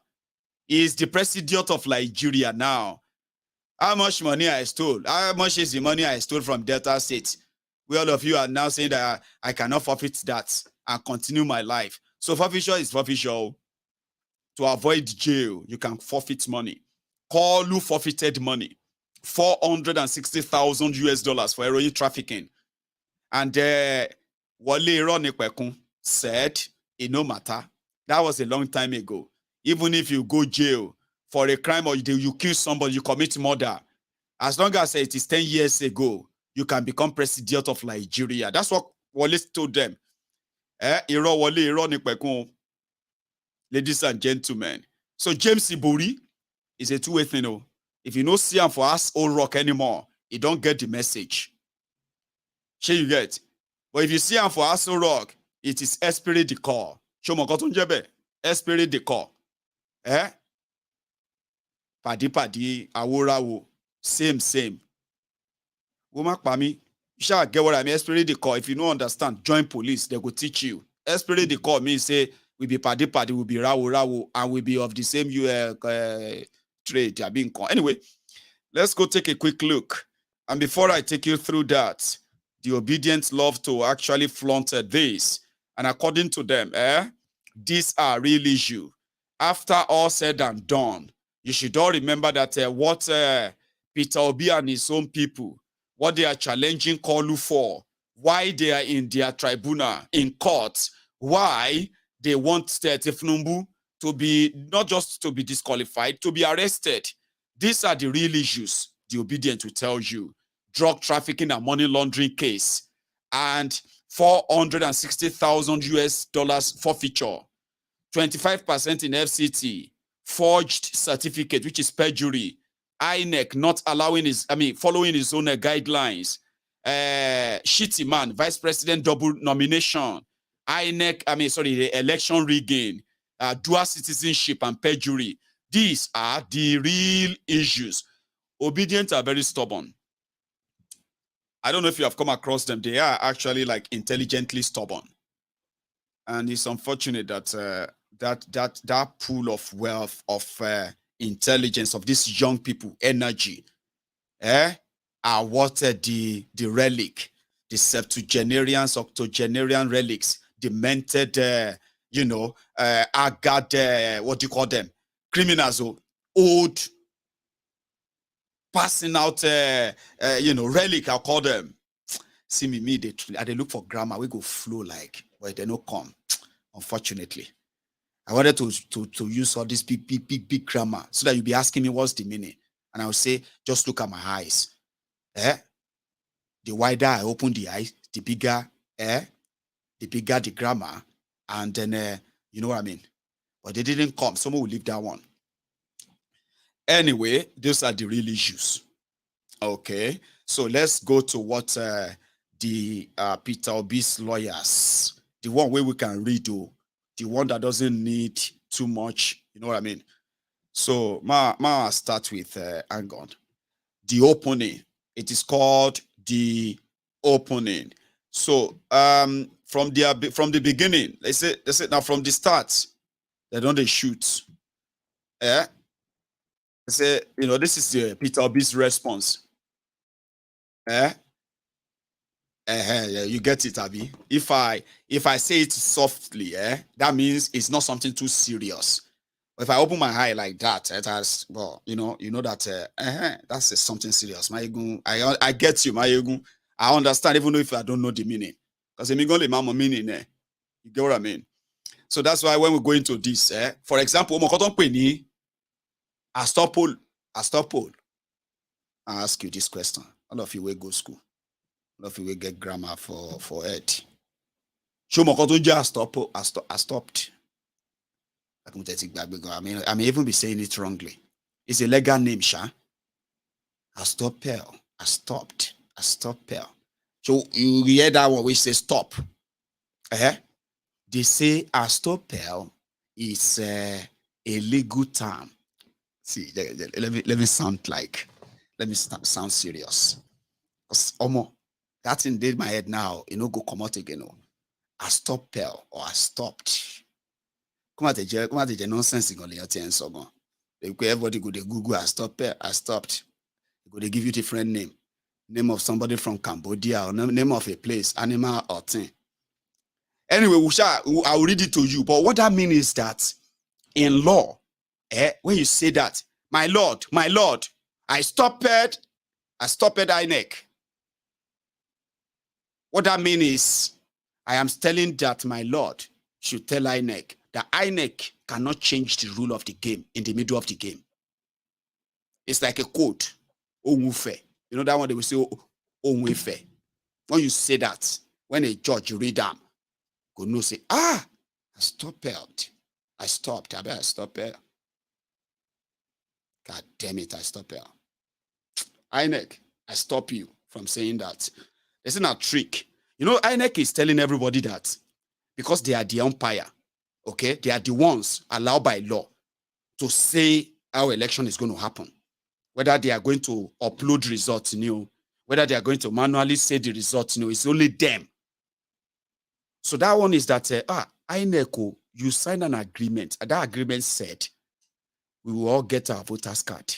We will go out and we'll be given ballot paper, result sheet. We will vote. We will count it. We will write the result in the result sheet. While we are doing all of that, they will use the beavers, take the picture of the results, upload it on the IRF. That's what we sign up for. Why you go come they change in the middle of the game, the day of election, where results, they upload the results, just turn it off. And you say because you have the right. Law says you have. I stop it, oh my lord. I stop it. I stopped it. I stop it. So that's what the OP people are saying. And they say it's a very strong thing. It's a very strong so they included it in this petition. So they have responded to hey, you see? God damn it, man. Until long I stop it, Latin coin. Stop. If anybody tell you say education is very expensive or it's too expensive, tell them to try ignorance. Alone. Imagine Kilomak Paru stop it learning shopping mall. Go inside shopping mall because of I just learned a new word. I stop it. I said, no, it's a stopper. A stopper. You see, a stopper. And that one sounded like, like Maiyegun, barrister Maiyegun. Anyway, that's why they are now saying that INEC cannot do that. In the past, technically, INEC could do that. So people can go get a Supreme Court judgment that said they must never do that. Not any court judgment, a Supreme Court judgment that said, no, INEC, you can't be doing that. No, you can't. You're not allowed to do that. You follow the rule to the end. And if you are changing the rule, everybody must sign it. Everybody must agree. If any party says they don't agree, then that rule doesn't stand in an election. So stop. You go to better. Why didn't I pick it that way? If I had picked it like a street way when I was reading it, I stop. But stop. Law gone mad. Will tell ourselves the truth. Oh, makes sense now. Lori street, if I say stop, stop, that means I'm trying to warn you. Advice is please stop, stop. Or more so, the OB people are telling the tribunal judges that any tribunal judges, as of INEC, stop, stop, INEC, aye. Oh, when you click, but to pick, I should have picked that one since it would have. Anyway, thank you. So that's what they did. So I'm going to read the first part to you, and I'm going to add my own just so that it can be interesting to you, so that it doesn't look like I'm just reading. A lot of you won't like you don't like all these terminologies and all of that from courts. Anyway, I don't like them. So I go read them, add my chara, make you understand. So this is a Peter Obi. Peter Obi is going to be called a petitioner, Chengbo, and INEC, Tifnumbu, Shitty Man, at the APC, Egbekegbe, they will be called respondents. Respondent 1, Owuni INEC. Respondent 2, Owuni Tifnumbu. Respondent 3 is Shitty Man. Respondent 4 is APC. Egbekegbe. Ema Yawere Washiri. Share you get now. So, Peter Obi and Labour Party, they are the petitioners. This is their response. Okay, they say petitioner's final written address. In response, I want to see if I can actually just get this page. completely out of my way. Come on. Anyway, so introduction. First of all, introduction. 1. This is the petitioner's reply address in response to the submissions contained in the second and third respondents in Tinubu and Shittima's written address, dated and filed on the 14th July 2023. Tinubu and Shittima's final address. Peter Obi and Labour Party will also, in this address, urge your lordships to uphold that the petitioners, Peter Obi, provided substantial proof of this petition. In proof of their case, Peter Obi called 13 witnesses and tendered several documentary evidence. INEC called 1 witness, and then witness, which is respondent witness 1. Whilst Tinubu and Shettima also called 1 witness, called respondent witness 2, RW2. So the 4th, which is the APC, Egbekegbe, choose not to call any witness. 3. A sentence in the Tinubu Shettima address alarmed Obi and millions of Nigerians. Tinubu and Shettima went too low and abandoned discretion when they claimed as follows, in quote, our submission is that the petitioners, Peter Obi, are inviting anarchy by their ventilation of this issue of non-transmission of results electronically by INEC, off quote. This is a cheap, misguided, and destructive blackmail, clearly intended to target the country's judicialism and constitutionalism. It also aims at cannibalizing our democracy. It will also raise the issue of insecurity if Peter Obi emulates the bad example of Tinubu and Shettima. However, that will never happen. When has it become offensive for petitioners to canvass a ground prescribed for the challenge of an election in section 134(1)(b) of the Electoral Act 2022? Desperation taken too far can be extremely dangerous. Let the Tinubu Shettima know that where the rule of law is trampled upon or truncated, anarchy reigns supreme. So relevant facts.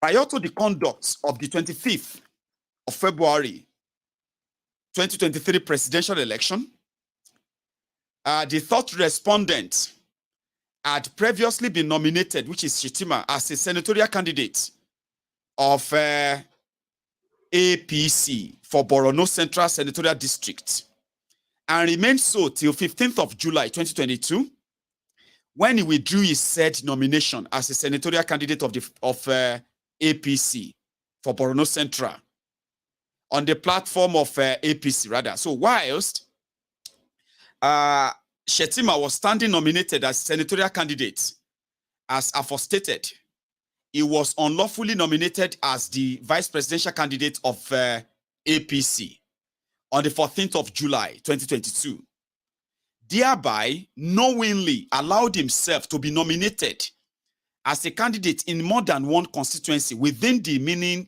and intendment of Section 35 of the Electoral Act. So Peter Obi will argue that the invalid nomination of Shittiman as the vice presidential candidate nullified the nomination and election of Tinubu as the presidential candidate of APC within the meaning of the provision of Section 142 of the 1999 Constitution as amended. 3. It is common knowledge that Tinubu was the subject of an order of forfeiture made by the United States District Court, Northern District of Illinois, Eastern Division in case number 93C 4483. The order of forfeiture against Tinubu was in terms forfeiting the sum of $460,000 against him, Bola Tinubu, which represent proceeds of narcotic trafficking and money laundering. The order for forfeiture against Tinubu was a fine within the meaning of Section 137(1)(d) of 1999 Constitution, for which a person shall not be qualified for election to the office of president if he is under a sentence of fine for any offense involving dishonest or fraud by whatever name called imposed on him by a court or tribunal. 4. The virus of the statutory and constitutional disqualification of Tinubu and Shittima as candidates in presidential election renders their purported return or declaration as the winners of the election invalid, null and void, and liable to be set aside. 5. Pursuant to the mandatory provision of the Electoral Act 2022 and the subsidiary legislation made thereunder, to wit, Regulation and Guidelines for the Conduct of General Election 2022, Regulations and Guidelines, and Manual for the Election Officials 2023, Manual for Election Officials, INEC introduced the use of modern technology for the conduct of 2023 elections, general elections. By this, INEC represented, provided that it would use bimodal voter accreditation system, BVAS, for the accreditation of voters in the polling unit and the upload and transmission of the result of the election in real time on the day of the election and during the electoral proofs to the INEC result viewing portal, right? The IREF. So, 6, INEC vigorously campaigned that the use of technology in the electoral process, including the upload and transmission of the result of the election in real time using the BVAS from the polling unit to the IREF, will ensure the integrity and the credibility of the election results in Nigeria. 7, contrary to the requirement of the law and in manifest disregard of his own representation, INEC abandoned and discarded the much expected upload transmission of the results of the election in real time on the day of the election from the polling unit to the IREF. Rather, very strangely, blurred, unreadable, and inaccessible document images were uploaded by INEC to the IREF, purporting same to be the result of the election in various polling units. These blurred images and inaccessible documents, which were purported to be the result of the election in the polling units, form EC8As, the net result of the upload of the blurred images on the IREF was that the result of the election could neither be authenticated nor verified, and thus lacked credibility and transparency. So, Tinubu and Shittima contention or claim that the presiding officers duly uploaded polling unit result to the IREF flies in the face of the unchallenged documentary evidence of blurred, unreadable copies of the purported forms EC8A, certified by INEC and given to Peter Obi as the result of the election, as per the form EC8As in the polling units. So, exhibit PCE1 there, right? So I'm going to jump to another one. I don't like reading all those quoting. So 8, Peter Obi's lawyers in their written address continue. We will show in this ensuing argument that Tinubu and Shitima's case, as per paragraph 76 of their reply to the petition, to the effect that the results being uploaded on the IREF are as contained in the respective INEC forms, and that all the results being uploaded were emanated from polling units where elections were conducted, is totally out of sync with the unchallenged documentary evidence before the Honorable Court and identified above. 9.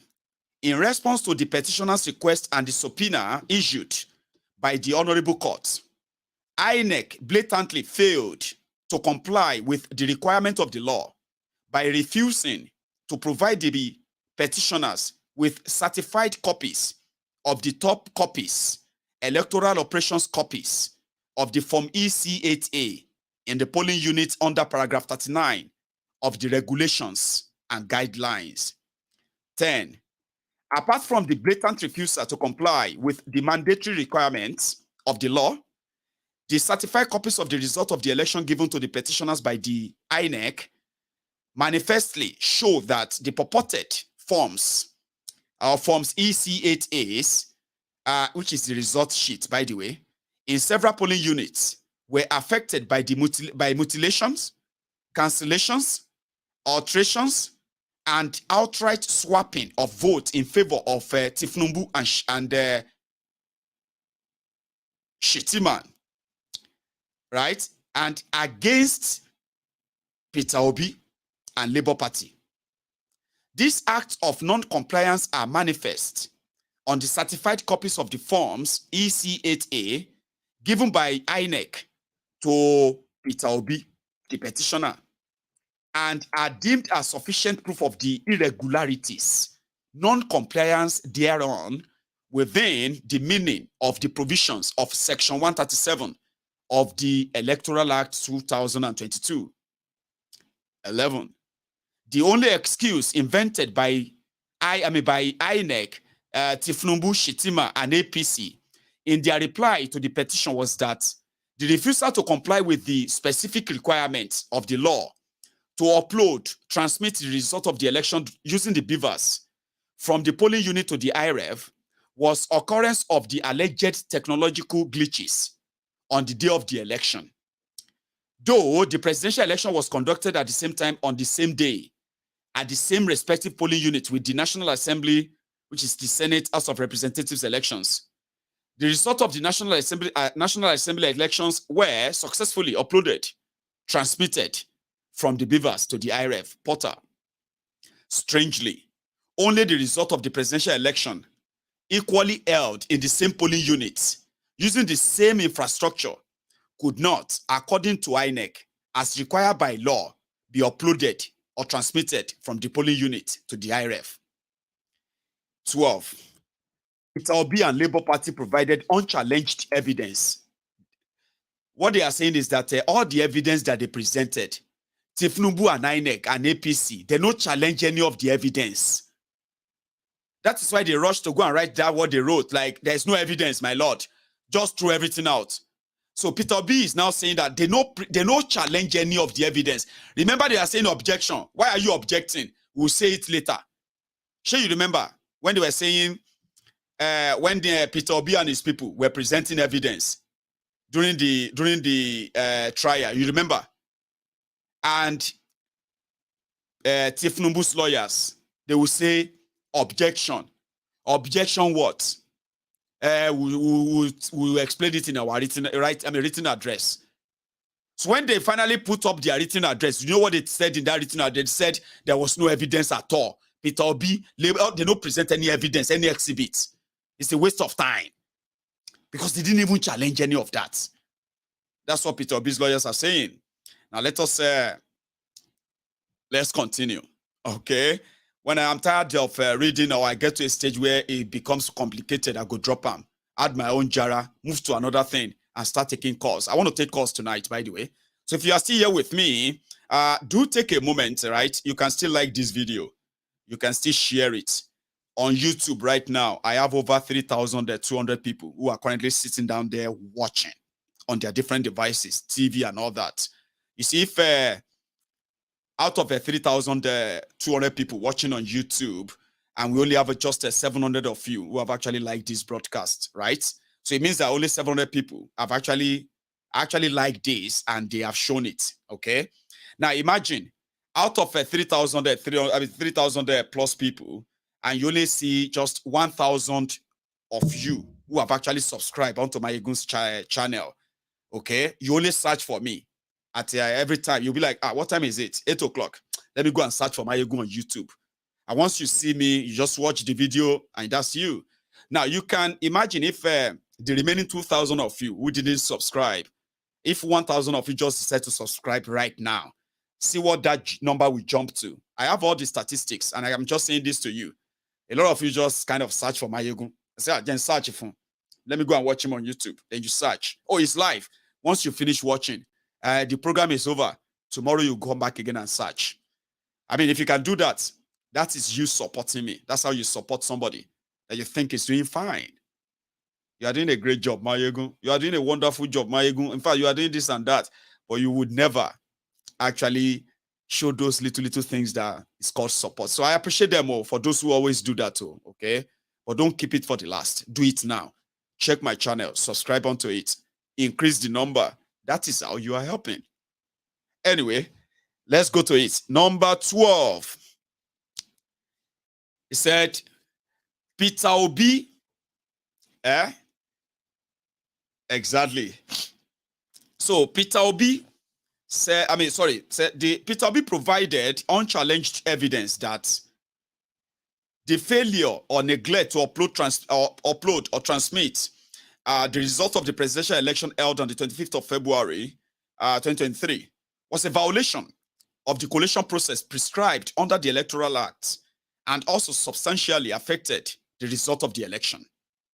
So from the purported results of the presidential election, right, announced or declared by INEC on the 1st of March, the second, which is Tinubu Ashitima, as candidate of APC, did not win 1/4 of vote, which is 25% vote cast at the election held on the 25th of February in the Federal Capital Territory, Abuja, as required by the correct meaning and interpretation of the provision of Section 134, subsection 2B of the 1999 Constitution as amended. So here is the determination. They say issues for determination. And this one long, I don't know if you read that one long. This is where they are asking the court what they want the court to do. So make I just glance through them with you, okay? And then I'm gonna and see if I can pick anything interesting. So this is the argument. They call it a constant whatever. Now let's go to the conclusion. They always have something called conclusion, okay? So the conclusion is where they are going to now say something to the judges and say, my lord, having said all of this, this is what we want you to do. I'm gonna. So let me go to page 40. No, that's their names. Let's go to page 37, 36, page 35. No, that's going too back. I'm going to stay at page 36 and I'm going to roll it, okay? So we can go to their conclusion. Now, the copy of this, I'm going to copy it. I'm going to drop it in the comment section, okay? And you, right? You can go and read it as well, all right? So what they are saying is that Tinubu and Shitima, they did not win any election. And the conclusion, see the conclusion. So for reasons given above, wait be the reasons. Furthermore, I don't want to read that. So conclusion, for reasons given above, we respectfully urge your lordship to discountenance Tinubu and Shitima defense as devoid of any scintilla of merit. Hold that the petitioners' Peter Obi's case is meritorious and grant them their relief. In conclusion, may we respectfully commend to your lordship the words on marble of the Kenyan Supreme Court in the case of Raila Odinga and Ano versus Independent Electoral and Boundaries Commission, or ORS, 2017, paragraph 399. When in nullifying the election that returned His Excellency Uhuru Kenyatta as the winner of Kenya presidential election in 2017, ex-cathedra said, 13991, what of the argument that this court should not subvert the will of the people? The court is one of those to whom that sovereign power has been delegated under Article 13C of the same constitution. All its powers, including that of invalidating a presidential election, is not self-given nor forcefully taken, but is donated by the people of Kenya. To dishonestly exercise that delegated power and to close our eyes to the constitutional violations will be a dereliction of duty, and we refuse to accept the invitation to do so. However popular the invitation may seem, therefore, however burdensome, let the majesty of the Constitution reverberate across the length and breadth of our motherland. Let it bubble from our rivers and oceans. Let it boomerang from our hills and mountains. Let it serenade our households from the trees. Let it sprout from our institutions of learning. Let it toll from our sanctums of prayer. And to those who bear the responsibility of leadership, let it be a constant irritant. And they close their case against Kolu. Ladies and gentlemen, we will wait for Atifku's closing written address. And once I lay my hand on that as well, I am going to bring that to you. Just for the reading's sake, the important part of this, because this was submitted to the court, the judges are going to read all of this. They were seated, they sat when all this evidence were being presented, when this argument was being made.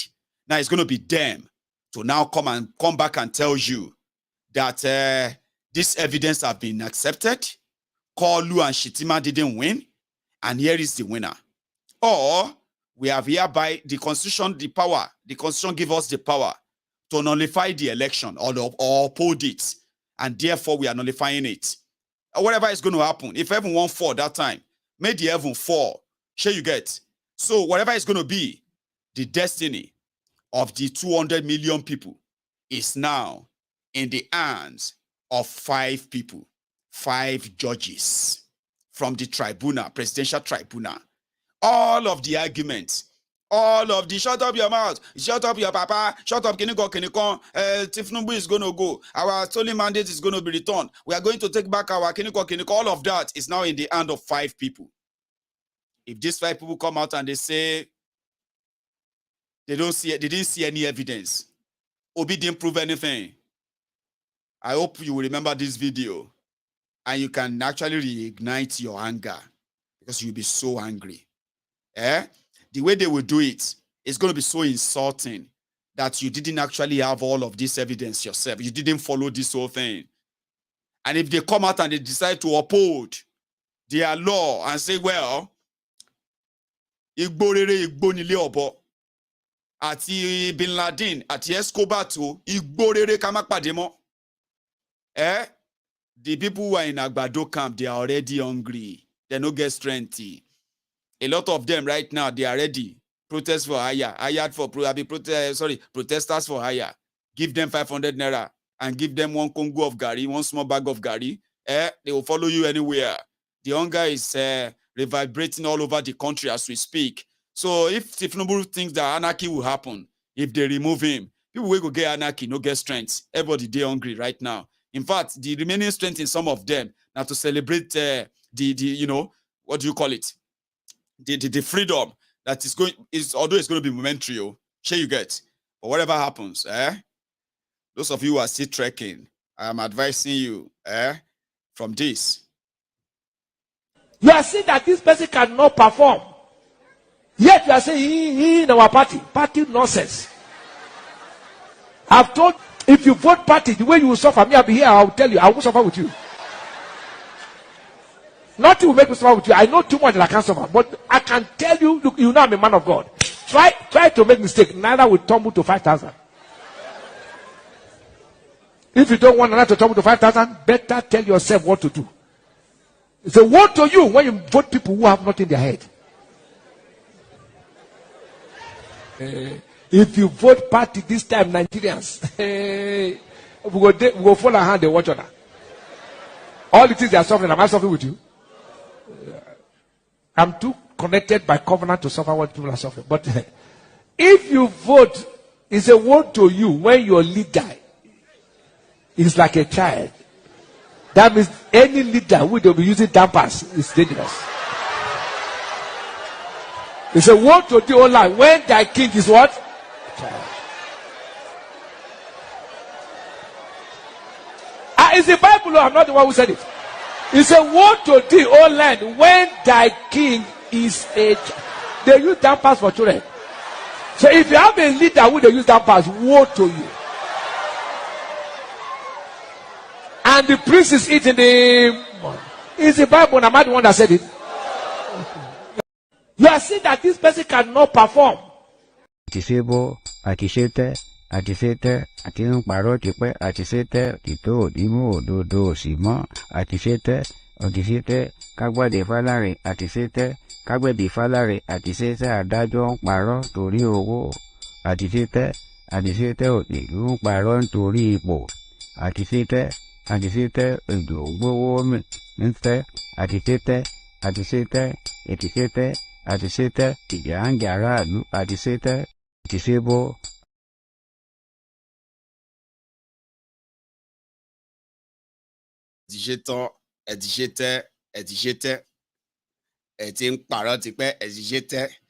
Have you seen Shege? Shege ain't you? Have you seen Shege? Shege ain't you? That's what is out there as we speak. Read this one from this, what do you call it? This Yoruba Ronu. Yoruba Ronu, Yoruba Roku. Ebi today, Ebi lo mashoro. You see, listen to this one said, we thought Buhari was the problem. We business owners envisaged a boom. We don't know we envisage a boom. Boom. Now bomb, shori to back boo. Aye lo takpa uyen. Any of you will hear any boo from anywhere. Life in love it takai ti la non yen lao ti ta. Business yẹn ló blow dànù yẹn. Ogun ayé ò ṣe o. Ogun yẹn kọ́kọ́ ṣe o. Lógun ìdílé o. O ti fa yí ẹ̀ ta káìtì lórí Yorùbá ronú. People wey no send you. Career criminals. Anyway, this one confess online. And summer, it go soon begin the beg that they should help him, his family. My family is going through everything. I don't want you to judge me based on my political decision. Judge them, judge them based on their political decision. Or anybody we defended APC in 2015. They did the same thing in 2019. Baba, 2023, they are still telling you that Shove Kalo Dibo for Igbo ni. Are you asking us to go and Dibo for Igbo? We are Yoruba. Omo eni o le se di bebere. Baba, na person we shop belle food they get di bebere. You know what is called di bebere? Di bebere is that if you have a girl child, right?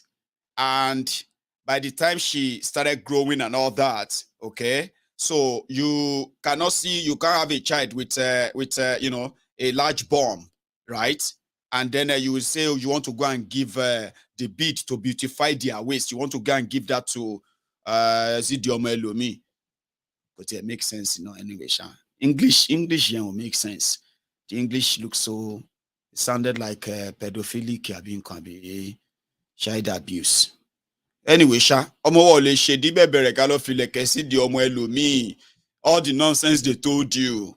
Yoruba Lokon, Yoruba Ronu, Yoruba Roku, and all the nonsense they told you. Baba, AB lo mashoro for everybody. AB. If they talk, say if you go everywhere now, you go to say they do election for Nigeria. A lot of you, Yoruba roku, ebi ti fẹ́ pa yín dànù báyìí sìn yín o. Ebi yẹn dẹ̀ máa pa ṣégeṣége sí yín lára. No be o lè ranjú mọ́ mi o sì ní data àbí. You still get data where you go take abuse me àbí. O máa tó tán, you go finish am. Once the pound sterling jump to 1,500 naira to a pound, 1,400 naira to euro, 1,200 naira to a dollar. Ìgbà yẹn gan MTN recharge card ó lè jẹ́ wheelbarrow lẹ́ máa lọ fi máa ra ní 100 naira. Àmọ́ mọ́ nǹkan tí mò ń sọ o. Very soon o ní rówó tó máa fi wá bú mi mọ́ tí yín máa ta pàwù mọ́ bẹ́ẹ̀ yẹn ni, because you know what they say? They say when you are seeing people now, a lot of people, they don't even go out anymore. You go to see that they do election. One way came and said, can't you see the handiwork of God too? Lagos that is always congested. Lagos traffic, we go take 10 years out of your lifetime, our lifespan. Suddenly, Tinubu just solved the Lagos traffic like that. They are like catching cruise. So people know they go anywhere anymore. Some of them they don't build muscle for legs now. You go see women, APC Agbadu Abobaku, lamenting, complaining. Nigerians have started working in just like a few days. Like it would have been a national pride though that Nigerians are now exercising, they are working, they don't use transport too much and all that. Now shakpa mercy bien. Shakpa no grio. Shakpa mercy bien. That is shakpa John now. Shakpa please now. Shakpa kedu kodi now. Shaga asta gafuru lie now. Shaga o de John. I mean shakpa o de John now. Kind of thing, shey you get Shakpa mercy behind. A lot is in other they were working and it made it into the news. I'm not joking. I'll show you this one. The Arise guys were talking about it recently, right? They are saying that people are kind of they are improvising key you there. Only lati kloruko lati ketu lo si Ilasa Maja. Lati ketu lo so ba lende onu nse exercise. Iya lo npe be. You know it yourself. And you didn't bargain for this. Go and see some of them. They are like crying for real.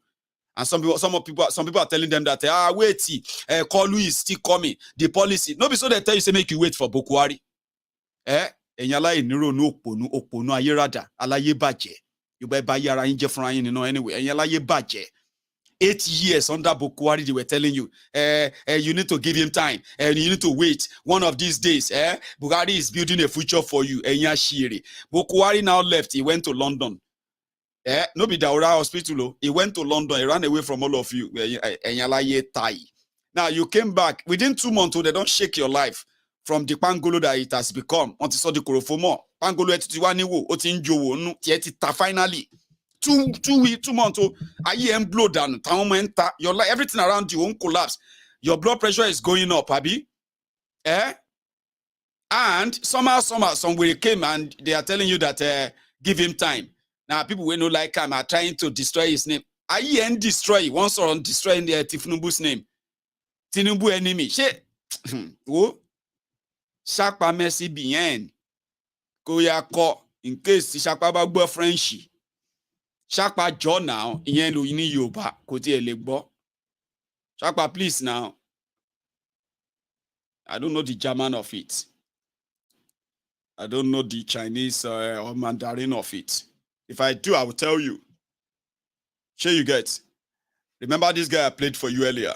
The one that is praying for his fuel tank not to move. Cruise and the rest of you know what I mean? It made it to the news. Let's see where I saw that one earlier. Give me 1 second though. I'm trying to find this clip where Rufai and their guys, but it's okay. I'll go listen to this prayer first. I'll take few calls, like I said, if time will still allow me, or we should just catch our cruise to the rest of the program, and I will go to bed. We'll take us some other time. But I will show you. They are now trekking everywhere. It made it to the news. Heavenly Father, in Jesus' name I pray. Father, this fuel I bought for 7,000 naira in UD King filling station. Father, my God, I pray that this fuel gauge will not move from this place until Sunday in the mighty name of Jesus.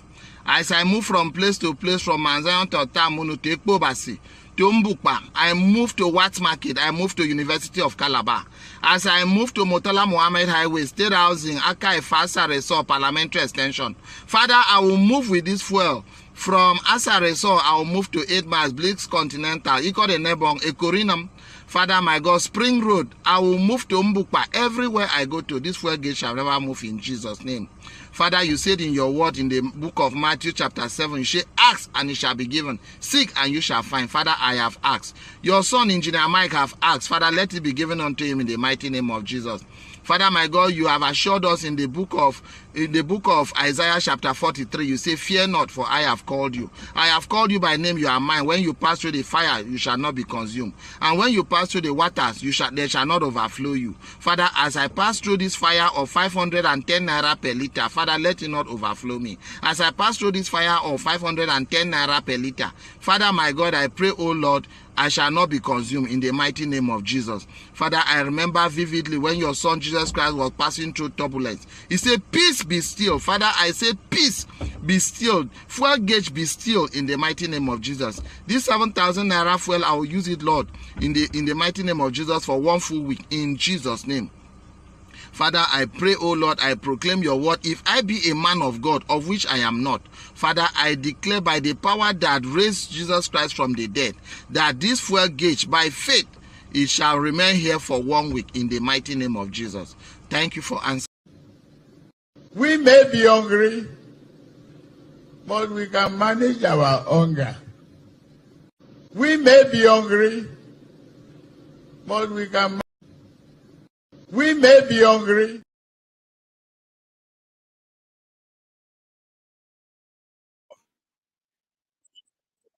Shut up, Kolu. We may be hungry, but we can manage our hunger.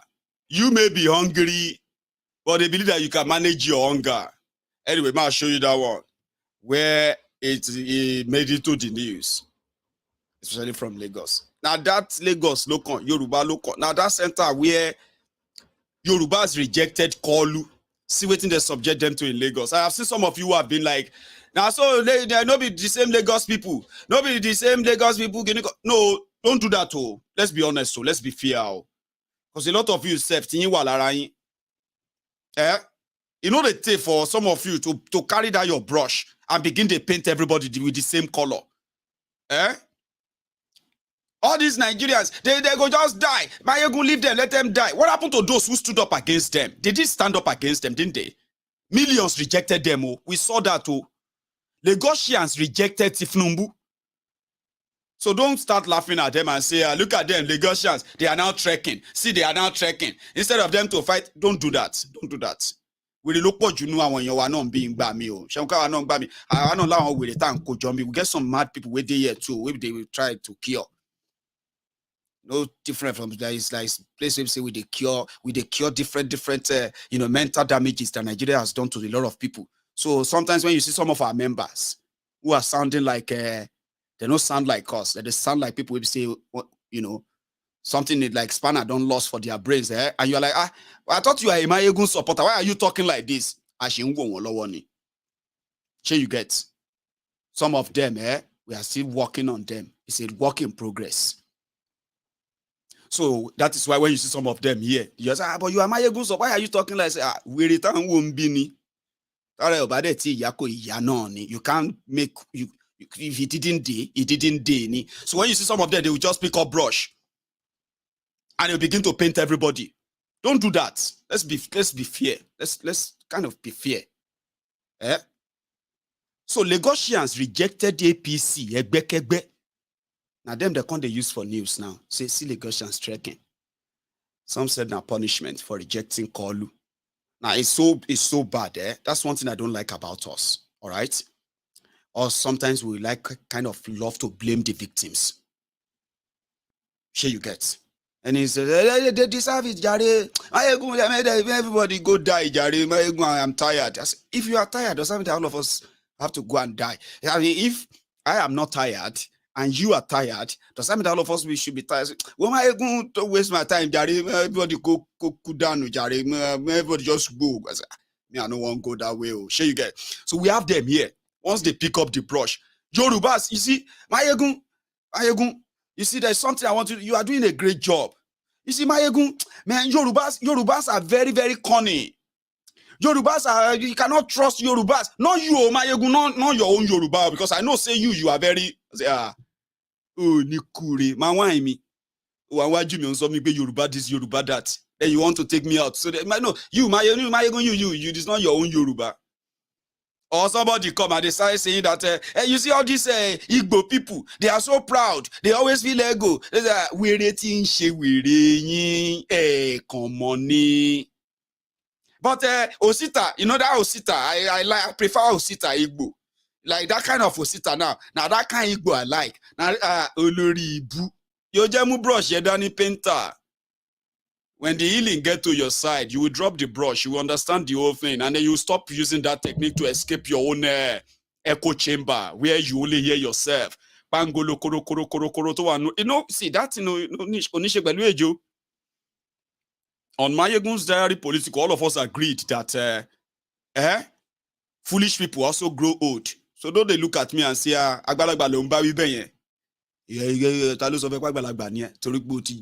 Because you have a jabby. Foolish people also they grow old. Stupid people also they grow old. If foolish people know they grow old, why are they using the word fool at 40 is a fool forever? Show me 40 years, you are kidding. Person will be 40 years now, small picking. If to say when person don't turn no, you are now agbalagba, you now get sense. You know get sense from the day they born you. You know get sense with life experience. Sense you see no get even when you seems to be growing old. You now turn 40. You won't call it form Egba tani. Mole bielomo, it doesn't matter. Sure you get. There are people that are, a lot of people can born almost 13 years gone le pimo. So no, there's no bragging about it because you are agbalagba. Mole bielomo, oh le bi mi lomo. Koloma je ko bi mogon. Because you ye ke bi momo. Are you with me? So we have them here. People who love to hide behind their own bigotry, behind their own whatever. The people who have refused to unlearn what they have been told. So we have them here. And I don't think it's good for us. It's not good. When you can easily just jump at it and say, no, don't do that. Or do that, Charade, because sometimes they say, when you close your mouth, you know what I mean? When you close your mouth like this, a lot of people can think, oh man, look at that guy, handsome, handsome. See how that guy handsome, and he looks so intelligent. See how he's dressed smart, and all of that. And people they look at you and say, hi, sir, hi, all right, sir. Then you can't open your mouth. They can say, "Where they will sort of man." Say, I know. Now your crush talk you, Auntie Ola, Adidiola. Kilo de. No, sorry. Mo gboro kan si mu. Where they can sort on sin. Where they will sort on sin yen. Di Ola crush yellow soro. En to shin crush fun sin. Ti. No shanu mi o ke. Bobo yo ba ti ma la enu yen. Ko ba ti ma so anything. So that I go to look at her and say, wow, I saw one guy today. He's so cute. He must be intelligent. I want to see him again. They say, keep your mouth shut. And you can keep everybody guessing to think that you have intelligence or you kind of have something up there. When you open your mouth, you remove all doubt. Anyway, I will leave it at that. So, for those who walk on the street, I want to show you that again. A quick one before we take one or two calls and I'll go to bed. They are not feeling the heat. For what I know, lawmakers got free 70 billion. They are not feeling the heat. They should speak for themselves. So why is Mr. Bayo Onanuga begging Nigerians now? No, he should not beg Nigerians. Please, he should leave Nigerians alone. They plunge Nigerians into this. The APC plunged Nigerians into this because of their terrible planning. I asked Professor Killer a very technical question this morning. I said, do you see rigor in the thinking of government? He said, no rigor. You know what that means? That's an indictment on government. You remove subsidy. Are you for real? People and me. That's right. If I want to work, I'll go first. Nothing wrong with you. You were younger now, so they will just capitalize on your.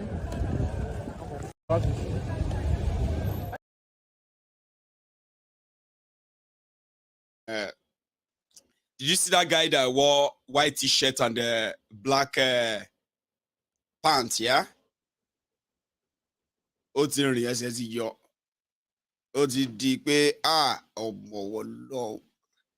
not by choice, so since the money you will pay for transportation, the money you will pay for transportation alone from your salary will just make you be like somebody where they go one place, they mark register, go back home. Last Sure you get. So some people are not going anywhere anymore. Go what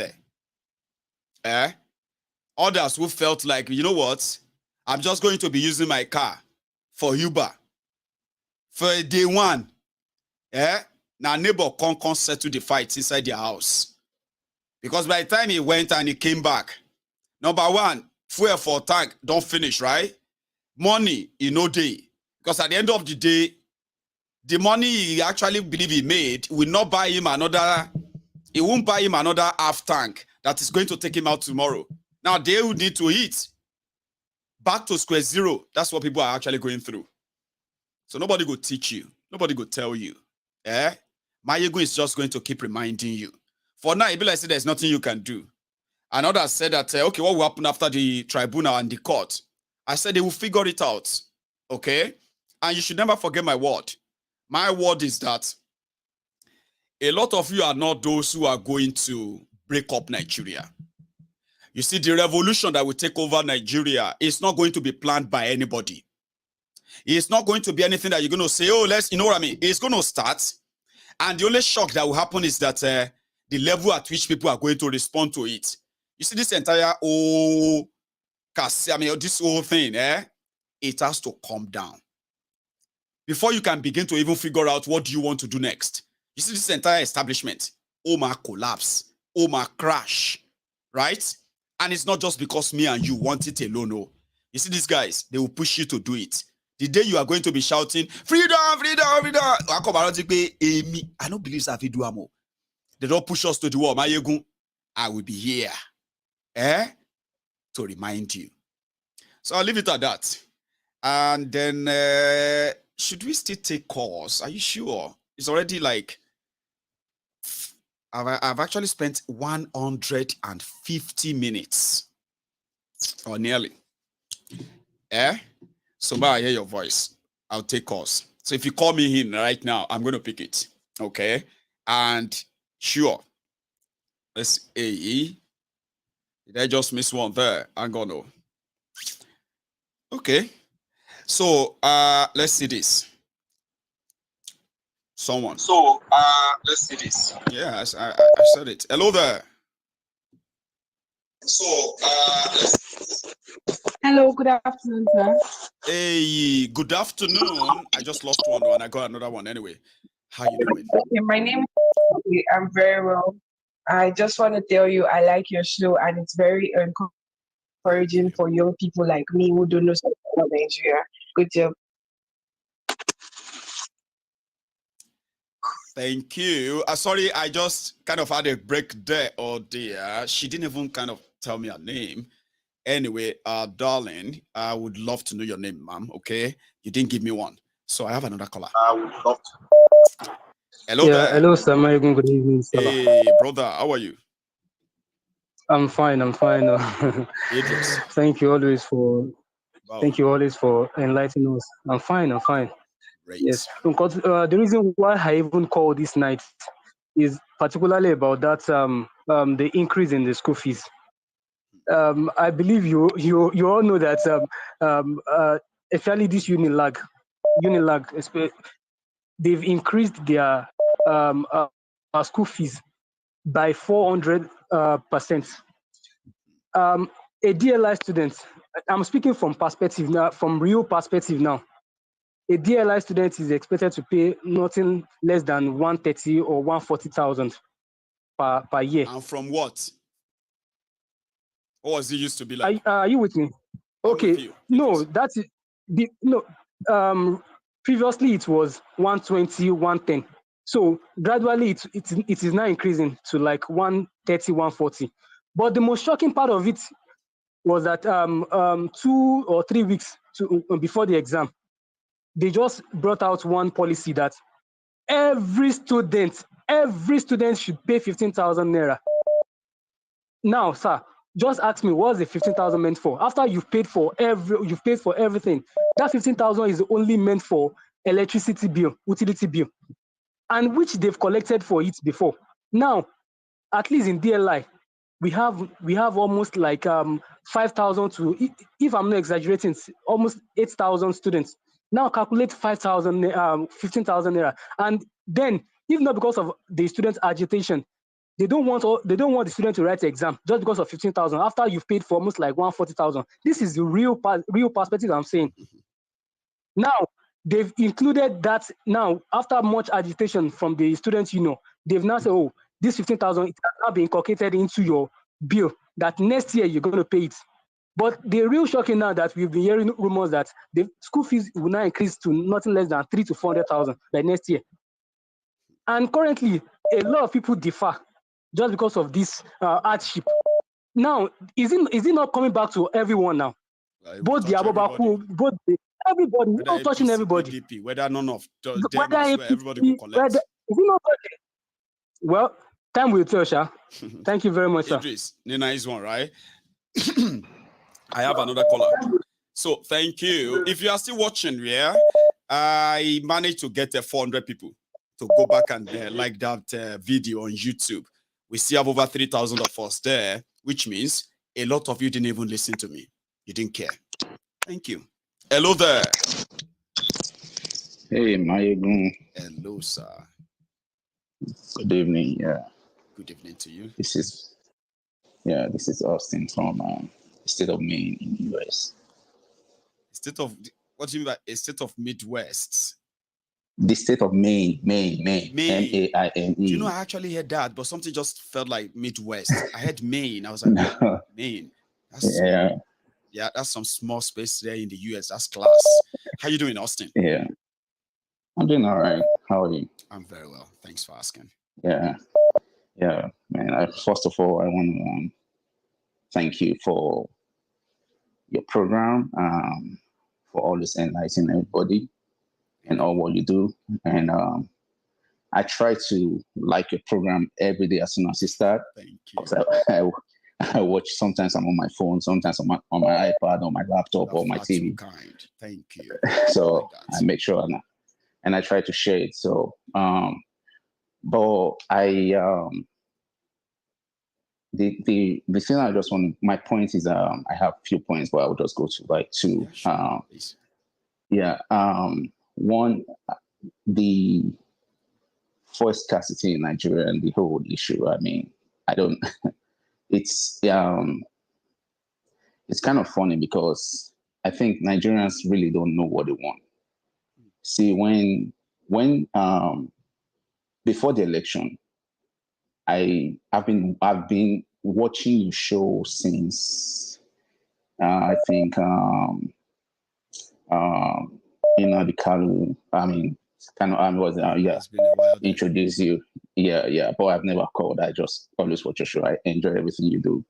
And like I said, Nigerians don't really know what they want. Because you want us enough, they want us enough, everybody keep wanting us. There are people out there, but you see, our people are always about what they want to eat. They don't care about their future. Right now. Mm-hmm. Correct. They don't care about their future. And I'm glad that what Tinubu is doing to them right now, the shege is showing to them. Yes, sir. I am so happy. You'll be so surprised about people, even here in abroad, that are supporting this APC, knowing fully well that APC has nothing, like zero, to offer Nigeria. It's and they are like acting surprised right now. The Tinubu, the Tinubu is. I didn't expect this from him. Then you know what they are using to console themselves. maybe they should wait. Maybe they should wait. Maybe everything will still come back. Maybe it's still. He hasn't released all the latest. He hasn't released all the another set of thieves. So the court minister. So you know what those ones do, eh? To pilfer, to steal, and all that. Yeah. Go see him. One day, fool, ninuya. They suffer. Nobody from here. It go come from Jerusalem and Jerusalem and Saudi Arabia come Nigeria. Shebi na really don't want kill them. That sufferness will come from those two places. You have issue with poverty, unemployment. People are playing religious, tribal card. You are joining them. I'm telling you, bro, you'll be surprised that people here in abroad. I'm telling you, like people will not get people. Why did they support this Tinubu? When they support you, like people I don't like you. Like I was like, you are facing the toughest kind of economic hardship. But now religion, tribe really matter to you. That they are like, I want to see energy during the election. Madness. I'm telling you. In fact, Baba, this is just tire me, man. That is a you be now. See, like Princess actually said, right? Now we will be abroad. Now we will seek on liberate our country. I'm telling you. Now we will be abroad because once this place is no longer comfortable for us. I'm telling you, brother. I'm telling you because the suffer with these politicians don't make our people. Our people no get like you said. Our people no get one energy to fight. No energy even our traditional rulers. They don't turn them to puppet. I was watching the show the other day when they said they will call this one, will come twerk. I was dying laughing because I know anybody will laugh to myself. I had to call my friend and say, "Are you listening to Maiyegun?" He said, "Yeah." I said, "They hear what it's Maiyegun they say about." Like, brother, it's true. Like, and I was look at what Benga Daniel was saying about the Oba, what this guy in Jebulan. That handed in the contract I will never forget it. I will never forget. I will say it everywhere I go. I will keep saying it. It's a shocker. Brother, that is the corruption. It's not even the people in the government. Now, everybody for Nigeria. Waiting they want chop, no make them get sense. Period. Maiyegun, keep up the good work, man. Keep up the good work. Every day I appreciate you. And I always make sure I share your program. Bless. And I like it. So just keep up the good work. And one day I know we'll get there one day. I mean, one day they will push us there. Even if we know we'll go there, they will still have to take us there eventually. Consciously or unconsciously. We are getting close. Definitely. Thanks a lot, Baba. Definitely. I appreciate you. Now, mentioning Princess in that call reminds me of I was going to give you an update on yesterday. You know, I said when I showed you the clip of a Yoruba Union activity that we went to do, right? I didn't show you everything. We did a lot. We actually reached a lot of people, right? But I think showing Mr. Lukman yesterday kind of made him our priority. You know, his condition is debilitating, it's terrifying as well, like it's sad, completely shattering. So I felt it. And that's why I shared that with you yesterday, among others. There are other stories too, our people. But to my own very much amazement, I told you, I said, we haven't started raising any money for him. But if anybody feels like they could reach out or give anything to him, I can document that, okay? And they can actually start something for him. I wasn't expecting anybody to, because, you know, usually everywhere hard right now, everywhere tough right now. And myself, knowing that money no easy, I don't feel comfortable coming here to say, oh, yeah, please, so my people, go and bring out your wallet like we normally do. Oh, yeah, bring out your wallet, to bring out your this and that. So, sure you get, because I know see everywhere dry, everywhere tight. Or maybe not for my own people, okay? Because I know if I ask, I'll get. I just have to ask for a good cause.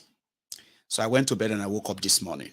So 2 people responded with a very, very good offer. So Mr. Lukman needs a serious medical attention. And I woke up this morning with what you can convert to the ruined and destroyed Nigerian naira, 709,000 naira that they deliberately sent to me. I don't know if they would like me to say their names, but you know yourselves, only 2 people. One person gave 515,000, and that's $500,000. That's, you know what, Maiyegun, for medical care and any other care that you are providing, or the union want to provide for Mr. Lukman, urgent care. So I've discussed with with Princess, and we are going to have the leadership, or what do you call the leadership meeting of Yoruba Union this Sunday. Okay. Now at that meeting, I have already made a proposal that by Monday morning, we are going to take Mr. Lukman to the General Hospital in Ilorin. I have been told that they have a real specialist on almost everything there. They have all the machines and all that technology to kind of run tests and all that for him. So we are going to take him to that man you saw in the video last night. So we're going to take him to the hospital tomorrow. On Monday. And we're going to deposit $500,000 there. 500,000 will be deposited in his name. And we're going to drop him there for them to run the full check on him, everything. And they should make recommendation and tell us what does he need? What's it going to take to try and put him back in some level of a little bit of comfort and health. And make I tell you another thing. Just because from last night, one of the leaders of the Yoruba Union has already volunteered to adopt. Mr. Lukman has 4 children. His wife left him. So he's just by himself. The children always go about to beg for money in order for them to feed those children. And the story has gotten the attention of one of our leaders in Yoruba Union, who has decided that she's offering now to adopt 2 of the children. And adopting them means this person has a school. She has a school in Lagos, like private school. She lives here in the UK. Now she is going to adopt 2 of the children, and they are going to be enrolled in a private school from primary school to university level. She wants to take over all of that. So the children will be going back to their father if he accepts that offer. The children will be going back to their father on every holiday. That's the time they will be spending with him. Then, immediately when the school is in session, they will be in school in a boarding house funded by Yoruba Union. So the other 2 children, we are also we are looking into other things we're going to do. People who are going to adopt them, and on like that. So I thought I should give you that update. Or maybe I'm saying them to you earlier. Don't worry, I'll tell you more about it later when I meet the leaders of the Yoruba Union. We have people who decide now, not just me. They are watching me. Look at them. They're always there. The people who decide what to do, when to do them.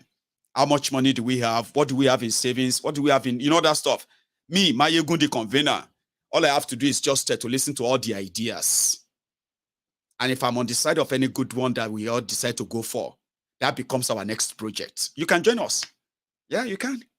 Yoruba Union on Telegram. Search for it. You'll see us there. Okay? What we do is voluntary. Okay? We don't, we don't have any kind of, hold on you. Okay? If you join us, you can be a volunteer on anything. Okay? You can be part of, there are those who volunteer to teach people Yoruba in Yoruba Union. For those who have family and children who don't speak Yoruba very well, and you want them to, right? Materials and all that to help them. In Yoruba Union, we have those who have volunteered. Mrs. Busari, that's the head of our education team. She's doing a wonderful job. You can do something too. You can share health tips. So for some of our videos, our supportive, gears, clothes, shoes, money, and all that, we have people who go out to see those we believe really, really, really need them. You can join us. So anyway, I'll tell you more about that later. Okay. So yeah, we have about 700,000. I will raise millions for that guy. I hope you kind of have that in mind, yeah? Through this platform, with your support, we will raise millions for him. Any amount of money that will put him in a kind of comfortable space and shape that we can say, well, fair enough, he's better off now. We will do that for him. And that starts from Monday. With the Yoruba Union. So if you want to support him, you need to reach out to the Yoruba Union. We don't want a situation whereby, because it's our project, by the way, all right? So we've already been already giving him all the support that we can, including the one we are going to. We don't want a situation whereby They will say, Mr. Lukman, help us support him more. And you start sending money to him, start sending money to him, start sending money to him. And suddenly, Mr. Lukman's bank account is with millions. And the people who have abandoned him and all of that for a while, they will come. And the story will change. Later, they will say, Mr. Lukman that they helped on MaiyegunsDiary Politico. He don't they beg again. Now, this is not MaiyegunsDiary Politico. Sure you get. This is a Yoruba Union, an organization, registered organization that takes it upon itself to advocate for the independence of Yoruba nation. But by enlightening and supporting our people who have become the victims of bad governance in that same Yoruba land, when they are kind of well-informed, no matter how long it's going to take, we are willing to go there. That's why we said it is a thankless job. If you are looking for any recognition, may then give you title, may then give you this one, that you are going to be joining a wrong team. Don't join us. If you are looking for this title, name, all this thing that will make you important, don't join us. We are just volunteers. Most of what we do are thankless. We don't look for anybody to say, look, see what we have done. No. You're going to be in the wrong team. It's all about what can you give. I give, everyone give. We put all our resources together and we go after those we believe are vulnerable enough to receive our support and our message. I've stolen part of your time. Here you get. I was supposed to continue to take calls. There's somebody just mentioned that. And I was like, no, I won't go tonight without telling you that some very good people. And I've also received messages from those who have messaged me asking me for Nigeria bank accounts of the union. Okay. Yes, they do. Princess, if you are here. So if Princess is watching, right, you can also share the official bank account, the Nigerian bank account of the Yoruba Union. There are people who have sent me messages asking for them. Make it public. It's always public anyway. So to those who actually did that for us today, I say thank you and God bless you. You don't know what you have done, or you do know what you have done, because we do appreciate you. Here. Hello there. Okay, I lost him. So I'm going to take another one. Hello there. Hello, my brother. How are you? Good evening. Very well, sir. How are you? Okay, I'm going to Sir Jide from London. Hey, Jide from London. Jide, man. Okay. Yeah, yeah, I'm very well, brother. Okay. I want to pick up your brain on something, and you see where I'm going. Okay. You know, you were born in Ijebu, have you? Well, I was born in Lagos, raised in Ijebu. Can you believe that? Oh, perfect. Now, because you're born in Lagos and you are an Ijebu man, it makes you an authentic Nigerian first, and then going down, you are an Ijebu man by ancestry, okay? And 3, you are Lagosian, Abi? Well, I am. I'm actually very, very Lagosian than Tinubu and the rest. Okay, fine. So I'm submitting my case. I'm making a case. You are the judge now. Okay. Now, if you're born in the United Kingdom, you'll be regarded as a Politico, Abi? British or Nigerian British. Or British, okay, and then something like that. They have all the way they coin them together. Go on. Yeah, they coin them together. And then the Wayo British people, if you're now playing for England, they will call you an Englishman, which is not possible. It's not possible for a black person to be Englishman. I always thought it's not possible. It's an Injil or something, you know. It's unsensitive. Now that brings me to the next point. You see that guy, when you played those, I saw those things.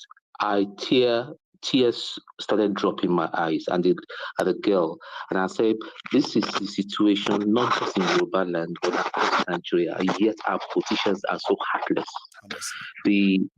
The senators are overpaid and all that. All what is happening now, people are so heartless. People are suffering, and it's because these are the ones that you brought to the fore that we know about. There are so many people that have suffered. Even we've had our Nollywood actors that have suffered and then died because of some because of 5 million amen to things that could easily be avoided.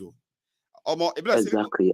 I don't know. People have started kind of sending in money Well, thank you. I can't say no to money, but there's going to be a time when once we know what is going to really take us to take care of our, rehabilitate Mr. Lukman.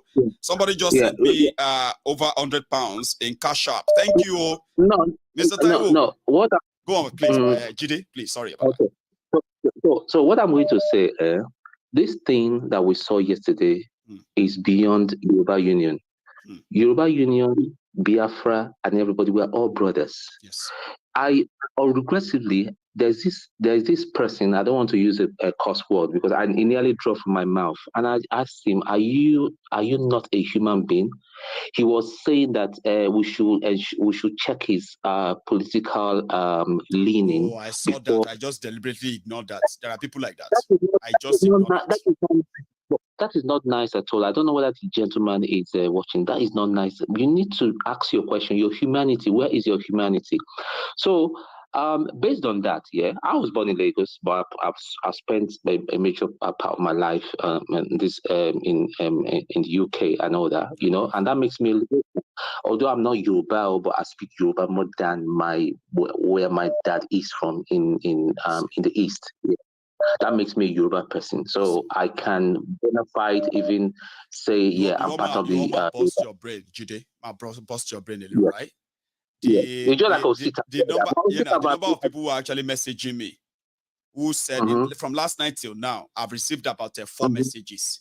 Now, out of these 4 messages, 3 of them are actually people who didn't want to say they are Igbos. They just said, I'm not Yoruba. I love what you are doing. Can you send me a link on how to support as well? I'm not Yoruba. And I'm like, that's one thing on this platform, right? Humanity, you said it, right? Humanity. We don't care where you come from. Okay? Exactly. Once we decide that this is something that, no. Once the humanity kicks in, right? Every other thing will follow. Nothing else matters. And Maiyegun, what you're doing is humanity, because you could spend all these evenings that you've been spending here, instead of talking about Nigerian problem and all that, you could spend the evenings, the lovely evening, doing spending time with your family or having food. But you keep on ranting, your head will be. I kind of appreciate sometimes how you get upset. I get upset as well. My fiancé just called me and I said, listen, I'm on Maiyegun. Let's talk tomorrow, please. I need to speak to Maiyegun.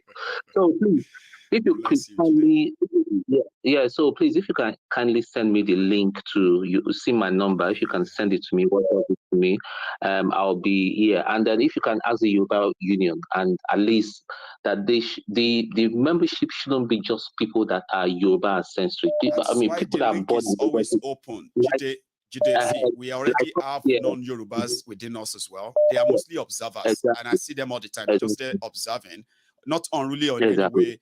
And I love it. Because what we have there is an open forum, right? What we usually do on that Telegram is this, okay? We have an idea. It's thrown open. People started talking about like, okay, what about that? What about that one? Those who are like the appointed representatives, they pick on them. Then when we meet and have a chat, which we always have all over the world, okay, we come together and discuss all these things. Now, once people say, why don't you let us do that one? Then we begin to do the cost effective of that. Like, how much is it going to be? What's that one going to be? The moment we move on and say, okay, we're going to do it. That's how we do our things.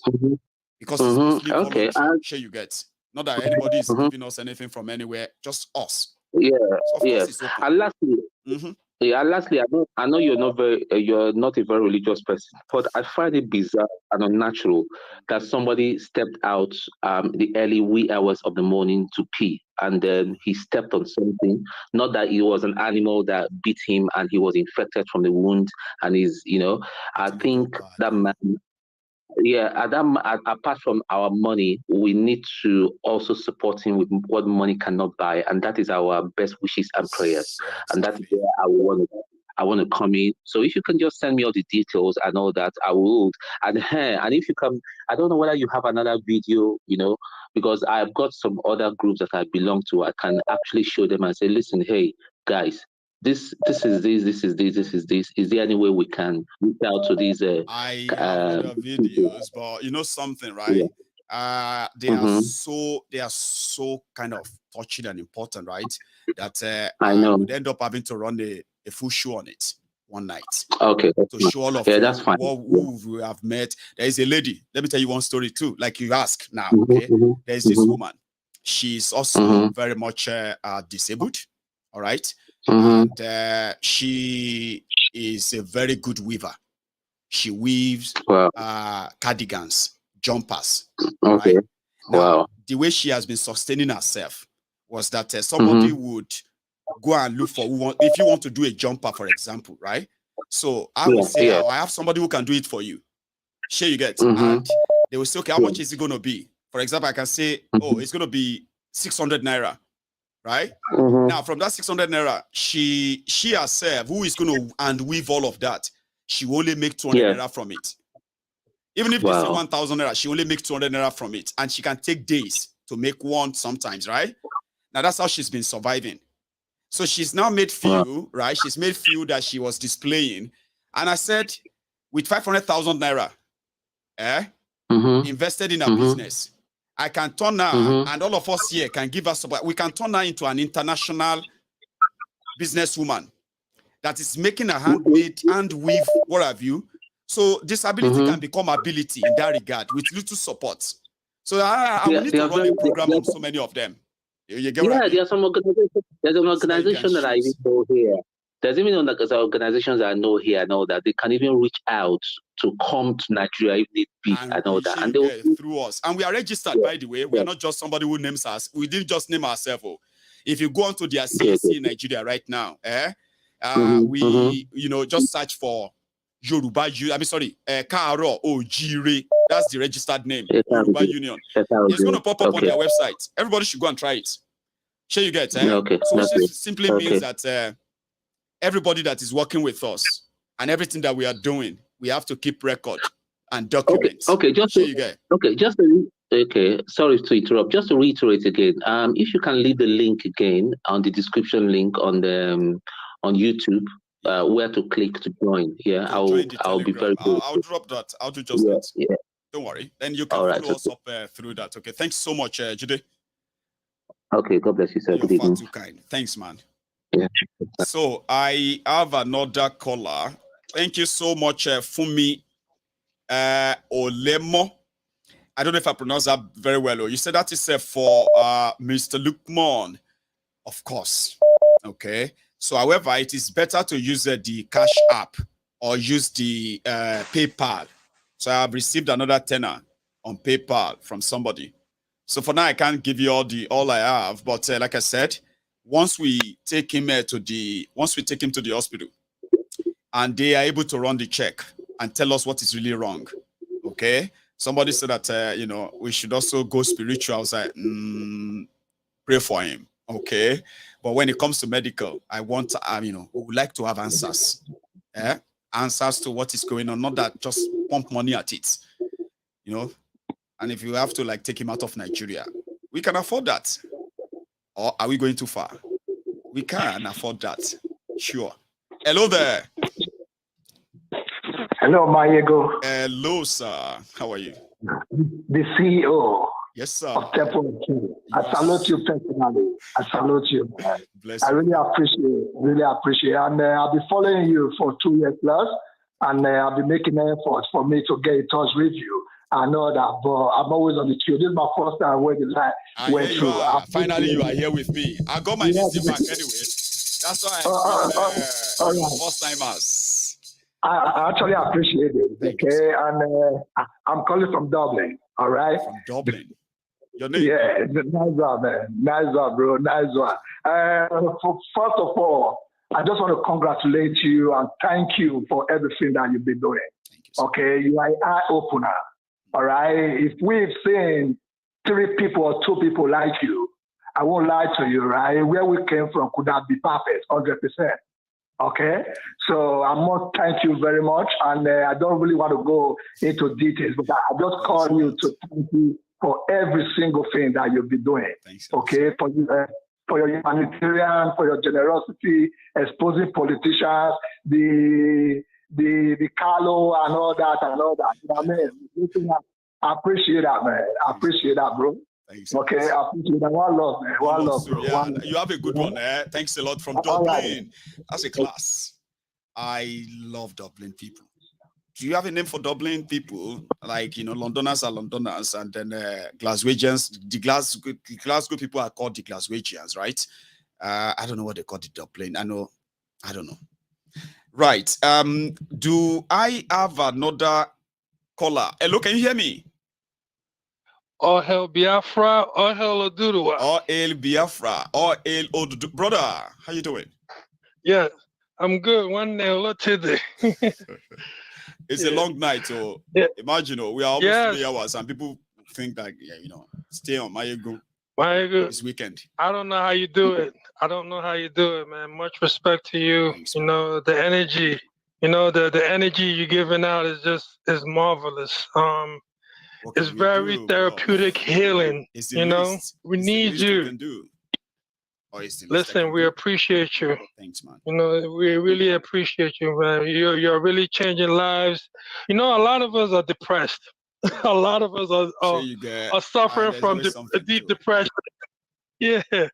This thing every day you hear the news is just like, what else? What else? Yeah, how is this thing happening? But it's happening. Right in front of you, it's happening. So just and you always wish that, sometimes you wish it's a bad dream that's going to go away, but you realize that you're not sleeping. You need to be sleeping to be dreaming. No, you're not dreaming. You are alive. It's real. You better stop living in denial. Yeah. That's another sickness, living in denial. Yeah. Like, no, it's not. Yes. But it's kind of good, everything that we warned of, especially those that were supporting Tinubu and everything. It's like usually it would take a little longer for it to hit. It's almost like it's happening instantly. They're having an instant regret. And time after time, like, what else do we have to do in order to open their minds and let them know, like, it's not working? What you're doing, you're going on the wrong path. Like, when are you going to stand up for yourself and look for something better? You're here praising these people that's looting money day in, day out. And you look at yourself every day. 10 years from now, you're still in that same position, suffering and smiling. Somebody said that but you go above. It is frustrating if you take a look at, if you realize that you are growing, but your life is stagnant, it's depressing. Yeah. And I know that is a Nigerian. When things eat you, sometimes you become a philosopher and you begin to say things. And I read it, and it was like deeper to say it's true now. When you turn 40 and you look around you, there's not been any single progress around you or in your life. Isn't that frustrating enough or depressive enough? And you have it really is, Nigerians who are like that right now. Yeah, I have cousins back home, that when they call me, it's the same thing. I feel sad. And even I tried myself. I went above and beyond. I lost so much money, to be honest with you, Maiyegun.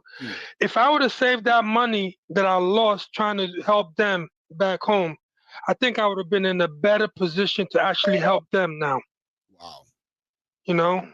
And we're talking about over $100,000.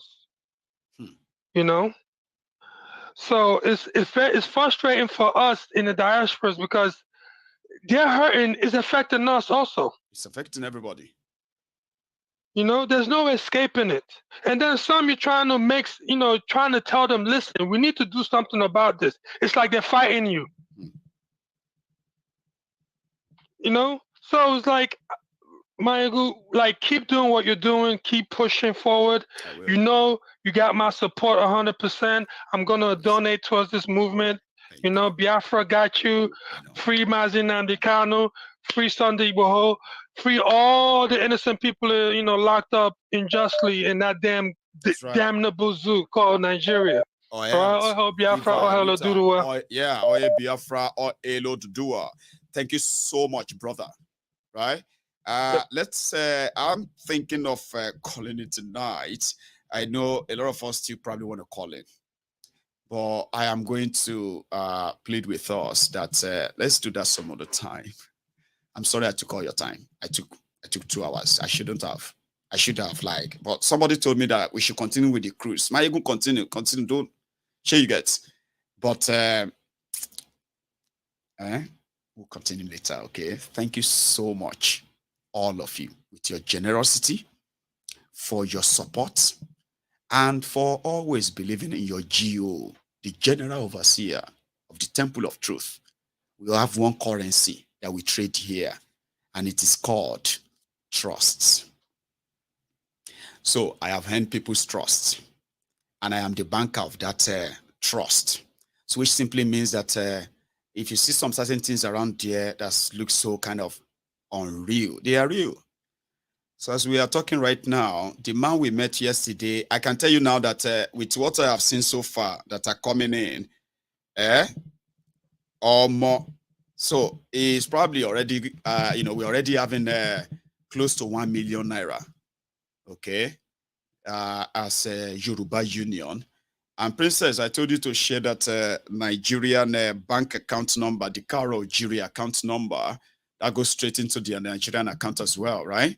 So, well, I'll check all of that back, and I'll give you feedback on that, okay? And also, maybe when we have the leadership meeting and the rest, there'll be more or time for me to share the full trip with you, including when we met other school children, students, it's wonderful. Or I'm going to go tonight, okay? Thank you to every one of you. And then remember, if you have already liked the broadcast, don't like it again. That means you are taking it back, okay? But if you haven't at all, don't leave without doing it. It's kind of, is what shows that you are here. I will see you some other time. Good night.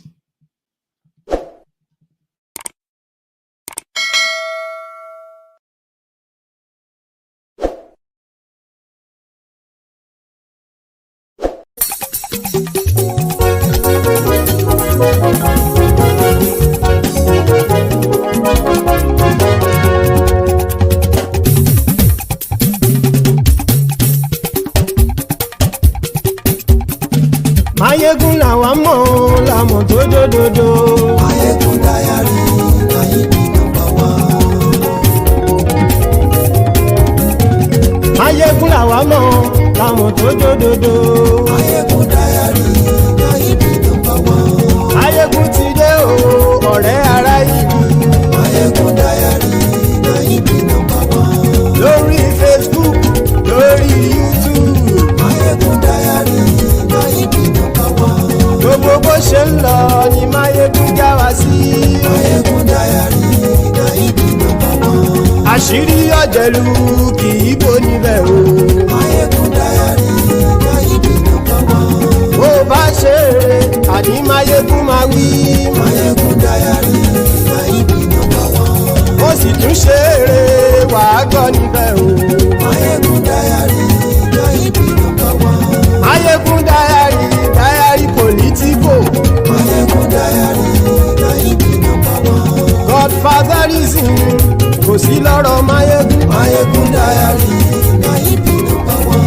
Ẹ farabalẹ̀ sẹ́ o kẹgbọ́rọ̀ lẹ́nu o. Maiyegun Diary Maiyegun number one. Àní Maiyegun làwa mọ̀ tó dòdòdò. Maiyegun Diary Maiyegun number one.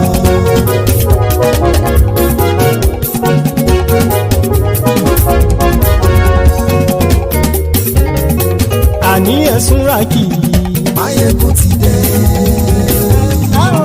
Maiyegun ti dé. Ọ̀jẹ̀lú ẹ̀sùn rákì. Maiyegun ti dé. Àní ẹ̀sùn rákì. Maiyegun ti dé. Lórí Facebook. Maiyegun ti dé. Àní ẹ̀sùn rákì. Maiyegun ti dé. Lórí YouTube. Maiyegun ti dé. Àní ẹ̀sùn rákì. Maiyegun ti dé. Bọ́ bàbá gbé wúrẹ́. Maiyegun máa wí. Àní ẹ̀sùn rákì. Maiyegun ti dé. Ijó ìgbádìyẹ. Maiyegun máa wí. Àní ẹ̀sùn rákì. Maiyegun ti dé. Bí pẹ̀sìdó bá rúfin o. Maiyegun máa wí. Àní ẹ̀sùn rákì. Maiyegun ti dé. Bí gómìnà kówó jẹ. Maiyegun máa wí. Àní ẹ̀sùn rákì. Maiyegun ti dé. Ọlọ́pàá ti ń gba rìbá. Maiyegun máa wí. Àní ẹ̀sùn rákì. Maiyegun ti dé. Aṣòfin tí ń rúfin o. Maiyegun máa wí. Àní ẹ̀sùn rákì. Maiyegun ti dé. Òpùrọ́ olóṣèlú. Maiyegun máa wí. Àní ẹ̀sùn rákì. Maiyegun ti dé. ọ̀jẹ̀lú ẹ̀ súnra kì. Maiyegun ti dé. àní ẹ̀ súnra kì. Maiyegun ti dé.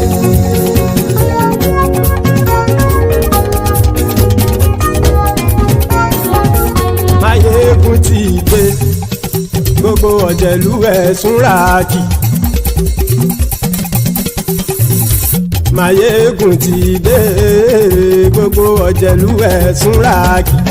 ṣùgbọ́n ní bá ti ṣe èyí tó yẹ kí wọ́n ṣe ọmọ bá dèrò ní fi wọ́n níran o. Maiyegun ti dé. gbogbo ọ̀jẹ̀lú ẹ̀ súnra kì. Maiyegun ti dé. gbogbo ọ̀jẹ̀lú ẹ̀ súnra kì.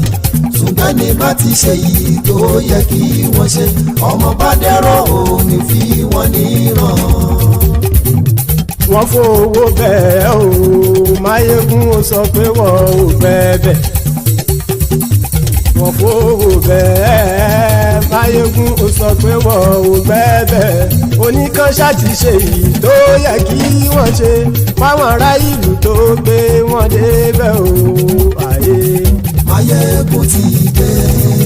gbogbo ọ̀jẹ̀lú ẹ̀ súnra kì. Maiyegun ti dé. gbogbo ọ̀jẹ̀lú ẹ̀ súnra kì. ṣùgbọ́n ní má ti ṣe yìí tó yẹ kí wọ́n ṣe ọmọ bá dẹ́rọ̀ ò ní fi wọ́n níran. kì máa yí ṣeré ọ̀rọ̀ yìí kì í ṣẹ̀fẹ̀. kì máa yí ṣeré ọ̀rọ̀ yìí kì í ṣẹ̀fẹ̀. ẹni bá ti lè lẹ́bọ̀ lẹ́rù o ọmọ bá dèrò kàṣàyè tú wọn síta. Maiyegun